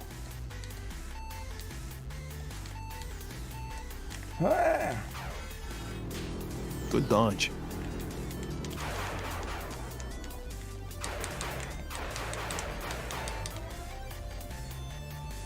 Oh no!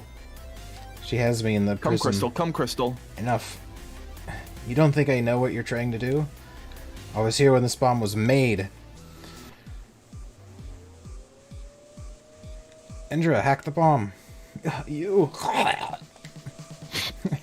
And get the hell out of here. I'll keep her busy. Okay, baby Crystal. I'll be a kobold just for Koth. Aren't you forgetting somebody? Jesus. I know I look similar, but no. Oh. First, how's the least little love has my child, my prodigal son, my son, my son, my beautiful gift to the world.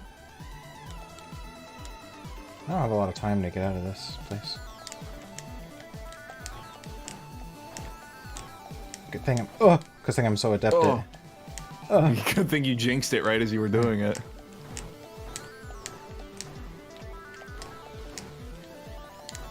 Bro, isn't this just like Metroid?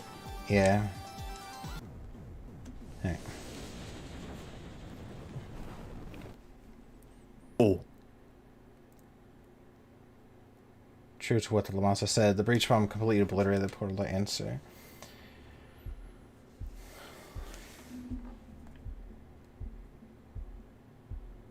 We'd survived Damo and myself, or at least some version of myself. The other me, she died to protect everyone. I realized then that I didn't care about getting home anymore, so I promised Damu that no matter what happened, I'd find a way to fix him.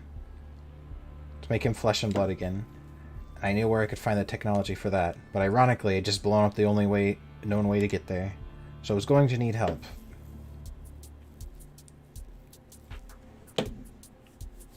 Whoa. This track, this is just like a Halo 2 track. I don't remember which song right now. So you've come to me hoping I can help you reach that answer. By your own admission, that was MS Shalama's goal. Oh yeah, this is one of the big head ladies too. Mm-hmm. Elsa Nova. I think this one's Elsa Nova. Yeah. Are you sure you are completely free of her influence? Of course, that was where they stored their most advanced tech. I think you too would find it lucrative. But in order to get there, we need a pattern mind. And Hammond, do you think she is there too? I don't pretend to have any idea where Hammond is. I tried contacting her using the Ansibles, but they're all dead now. I feel like she and Samara are still around somewhere. Very well, I look forward to working with you, Indra. I don't think I can call myself Indra anymore. The real Indra died saving us. I'm something else. So I'm not sure she becomes one of the there's one Ophelia, I think, is what is the implication that she becomes the giant head lady Ophelia. Okay, so this game overall I think is pretty good. But I feel like it got cut short. Yeah, you got in the other world, but you gained a child. So really, it's a really heart-touching story about becoming a mother and accepting that reality and how you do anything for your child. I guess. Sacrifice the world. So the thing is, I feel like the game got cut short. I feel like a third of the game got cut out. Yeah, it feels like you should do more. Yeah, because they just a bunch of dialogue at the end. You don't find the main purpose you went there was to find your daughter. You don't find her. You never really met Hammond or figured out what was going on with Hammond. They're like, we're in a detention center in another realm. Like, what the fuck does that mean, right? Yeah, and I want to see that. There should be a conclusion with the Lamasu, because the thing is, he's like the actual villain of the story. If you think about it, he's the one that caused Mama Shalakum to want her whole motivation is to destroy him because he destroyed her people, and he was trying to kill you the whole game. So I feel like the last third of the game is Lamas was like, okay, you've killed what's-her-face, you've used up your usefulness, now I'm going to try to kill you, and then you have to fight him. That seems like it should be where the story was going anyway. But then they cut out the third, maybe due to budget or time or something. His arms are too long. They're quite long.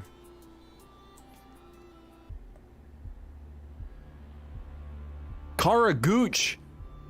Huh? At the top, Kara Gooch. Gargooch. Judy Happ. I've never actually watched the credits before. There's some good Candace. Visuals, I want the... What is this writhing mass? Oh, it's hair. Oh, yeah. See, that's... Big head lady.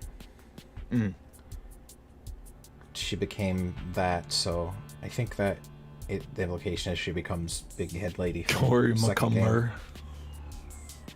Cumber salad. I want to make. I was looking at what are people's ideas about this game. There's like literally nothing. There's no videos about like the story. I think it's like, I don't know. Like I thought Axiom Verge was like a popular thing, but I guess not.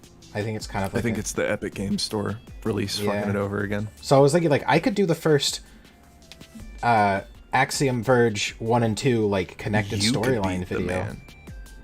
And of course you, but I don't know exactly. I'd have to put things together, but http. What does that say? Something.org? Was I supposed to go there? Huh? I didn't see it. No, there's a website that flashed on the screen. Oh. Final stats. Let's see how terrible I did. Time 646 items, 64% map, 87%. Death count 18. Well, I think I had like 45 deaths my first time, and it took me 10 hours. So. That's well.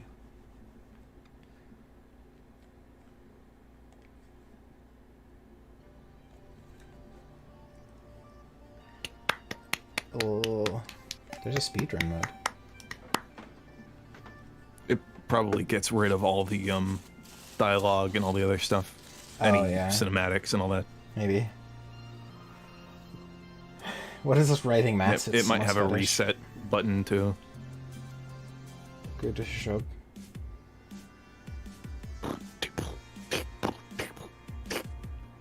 It's a fucking killer starter song. The menu screen is really jamming. Yeah. Yeah, so I think maybe that Eschenbacher or whatever the fuck is Trace. I don't remember his last name. But that was Hammond's body, it looked like. I didn't pick up on that before. What's her name? EH I think was supposed to be Hammond. Elizabeth, what's her name? Oh yeah, Elizabeth Hammond. Was that Elizabeth Hammond? Yeah, so, I think so. A lot of the notes are signed EH, and I always assumed that was Hammond. The H was for Hammond. I think it is Elizabeth Hammond. So that body, that was from her. So that was her body. So she was dead, and I'm guessing she like put her brain in the computer or something. That's what makes sense to me. And it would also make sense because this game starts like 2055 or whatever, and she was like Trace's lab assistant from the first game, I guess, so it would make sense that she looked old, be like 70. So the timeline seems to match up, but a lot of the things are just weird. Like, I'm pretty sure what happened in the first game is, so in the first game you find out you're playing as a clone of the original Trace, but it doesn't specify how much time has passed between when Trace first came there and when you were born. The first one has kind of a Soma situation, is you got copied somewhere else and you're playing as the copy. Yeah. Whereas this one, you're in the simulation and you get transferred to a different part of it. Something, I don't know. So yeah, there's a lot of. Who was the character at the end that choker? That was her. That was her. That was who you started playing as. Yeah, your original body. Who was apparently that machine. It didn't even just transfer your consciousness. It made a clone of you, a robot clone, or consciousness clone. Oh yeah, Soma situation. That's what that happened in that game. Yeah. That's what you were talking about. I thought Soma was a Gun and Warframe based. Yeah, Elizabeth Hammond. Yeah, EH is Hammond. So that was her dead. So it's just so weird. Or maybe Hammond. I am going to have gasoline. The other theory is that a lot of time passes every time you go into the breach. Yeah. Because it's a time dilation stuff. So it could be that. I don't know. I don't know. It's hard to. Maybe every time you go into the breach, time passes. Because it said something like year 2063, but I'm pretty sure at the beginning of the game it said it was year like 2055 or something. Which means you had been in this fucking world for almost like 10 years. Robo-clone sex? Robo-clown sex. Robo-clown sex. Is that masturbation if you fuck with a clone of yourself? Another fun question that non-Euclidean porn asks. Non-Euclidean porn. You put the dick in the mouth and it comes out somewhere else. It would... Based? Oh yeah, that's just normal porn Yep. that Jessica likes. Okay, it would... I would fuck the shit out of my clone. No! Gross. It would... I think having a clone of myself would give me a really good workout buddy to get my body to the point where I would invariably want to fuck myself 24/7. A workout buddy. You know what I mean? It'd be a good mirror. It'd be a better mirror. You know what's better than clones? Shadow clones. What does that mean? In Naruto, Naruto and some of the other characters can make shadow clones, which are a clone of yourself that exists for a short amount of time, but when they die, their memories and experiences are transferred to you. So the way that Naruto trains, spoilers for 15-year-old anime by the way, the way that Naruto trains, the reason why he gets so good at doing things that no one else can do is because he makes like 100 shadow clones, and then they all like work out basically, like train, and then he, undoes the jutsu, and then it's like if he trained for a day with 100 clones, it's like he trained for 100 days. No one else ever thought to do that before him? Other people can't do that because it takes a lot of chakra to he's make got the clones. special dragon and in he him. has a demon in him. Or the dog. The dog. The fox. Yeah. Yeah, he has the demon in him that gives him like basically unlimited chakra, so he can make like 1,000 clones. No one else can do that. Other people can make like 2. Okay. Yeah.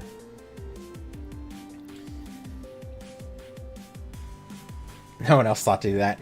Well, it does like kind of beg the question, like, why doesn't everyone just make one shadow clone and that does the fighting for them, and they like sit at home and play video games? Yeah, they just don't die. And then they don't die, and then everyone Yeah. is like immortal.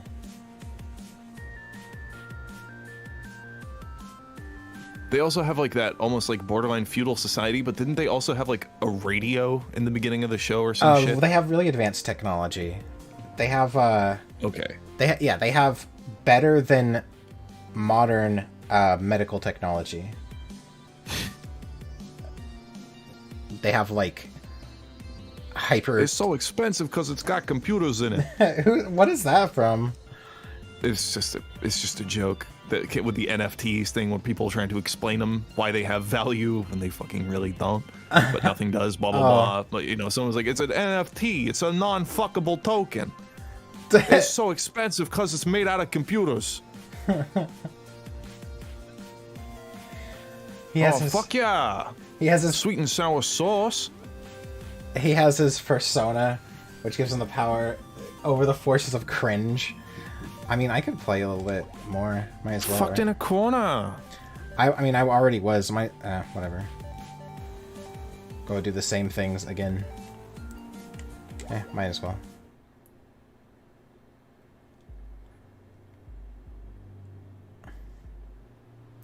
There are a lot of upgrades I didn't get that I just randomly stumbled upon the first time.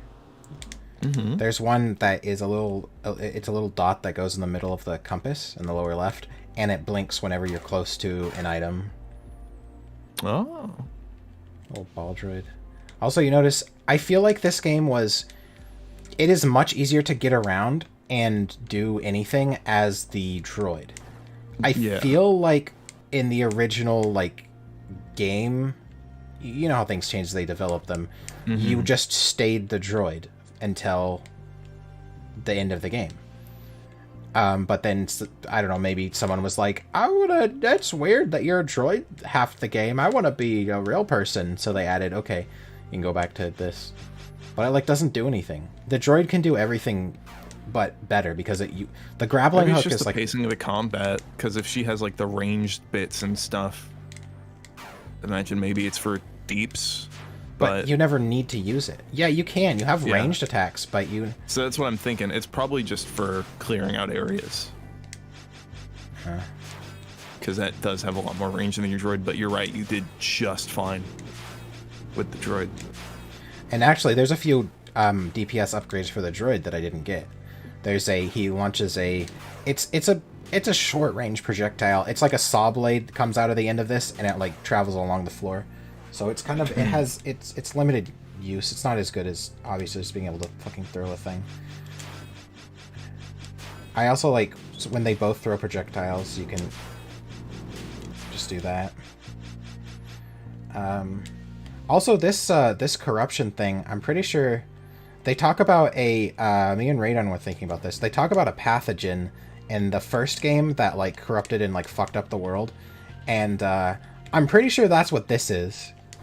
Because you get this at some point, and I think this is the pathogen, because it's like a biohazard symbol, and it corrupts the enemies and causes them to change. Oh. Yeah. There's a lot of the map. I don't know. There's really no point in me.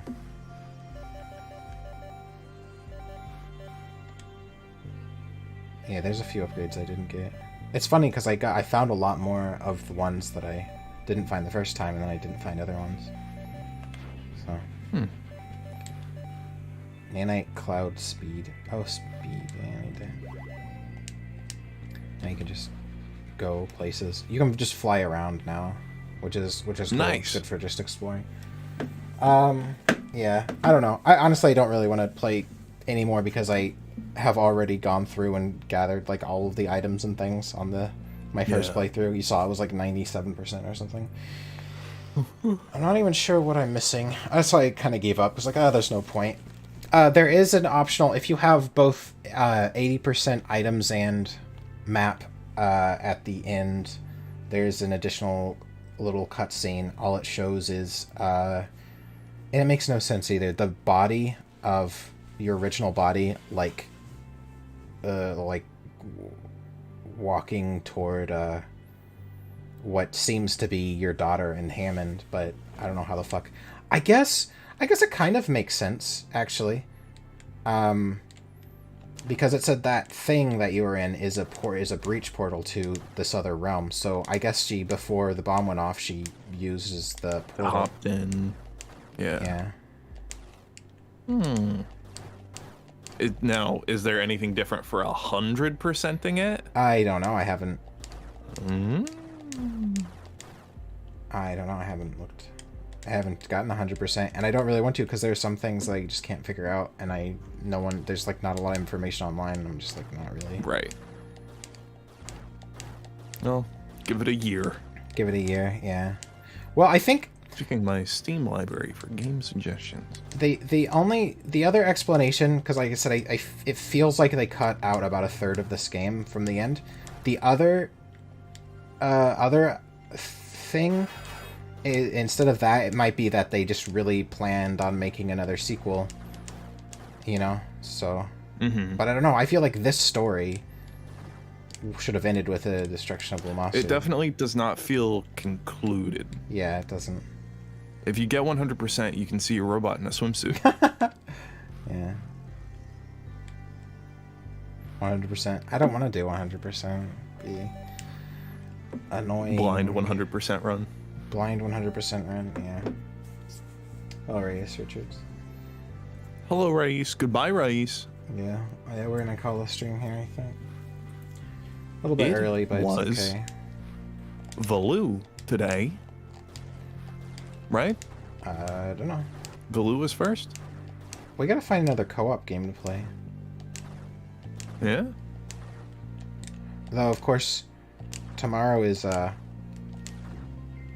Tarkov Day, so we get to enjoy that together. Oh, also, I'm going on vacation next week. Oh, okay. Sorry, I didn't learn about that information until yesterday night. So it might be about a week. Might be a tiny bit more. Or not. It won't be more than a week. So I think I should be here Monday. But I might be working a pretty fair amount, so I'm still not totally sure. Tarkov Torture Time. Tarkov Torture Time. Yeah, I'll have to find a game to play all by my lonesome. Yeah. What's a good game? What do you think, chat? I don't know. I'll like hold a poll or something and look around thing, because I can't even think of a game that I would really care about playing. Volu, first, good job. Silver Knight, Jack Cat, Cortisol, Yoshi, pillar of the community. Jose Luis Dakota Lopez, grips your arm with harmful intent. Rais, Scroll Keeper, W Bubby, Red, and Horse Dragon, of course. Brandon Kaminari, Large Boy, Silver Fox was hiding too. Grace Death, maybe. Quixart, thanks for hanging out. Casper stopped by, there he is. I'm sure Kessie, Mythical Mango, Dimitri, and who else was talking with Quixart? Exodus was hanging out.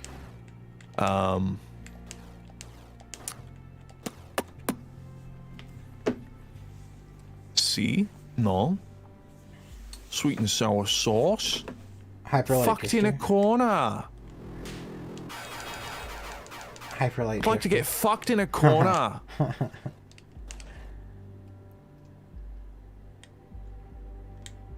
The only game I can see you play from my suggestions would be Unrailed or Lobotomy Corporation. Both of those sound like my daily life. Lobotomy Corporation. Hyperlight Drifter. Zelda Wand of Gamelon. Oh god. That's not E-Vape from Tarkov. Evening from Tarkov? E-Vape. E-Vape from Tarkov, yeah. It should, that's Destroying what... the Droom Lady. Huh? Drone? Droom? Shroom Lady. I don't know who that is. Scroll Keeper. Wand of Itachi. Hyperlight Drifter. No furry girl today. No A. Johnson either. Hello Kitty Island Adventure.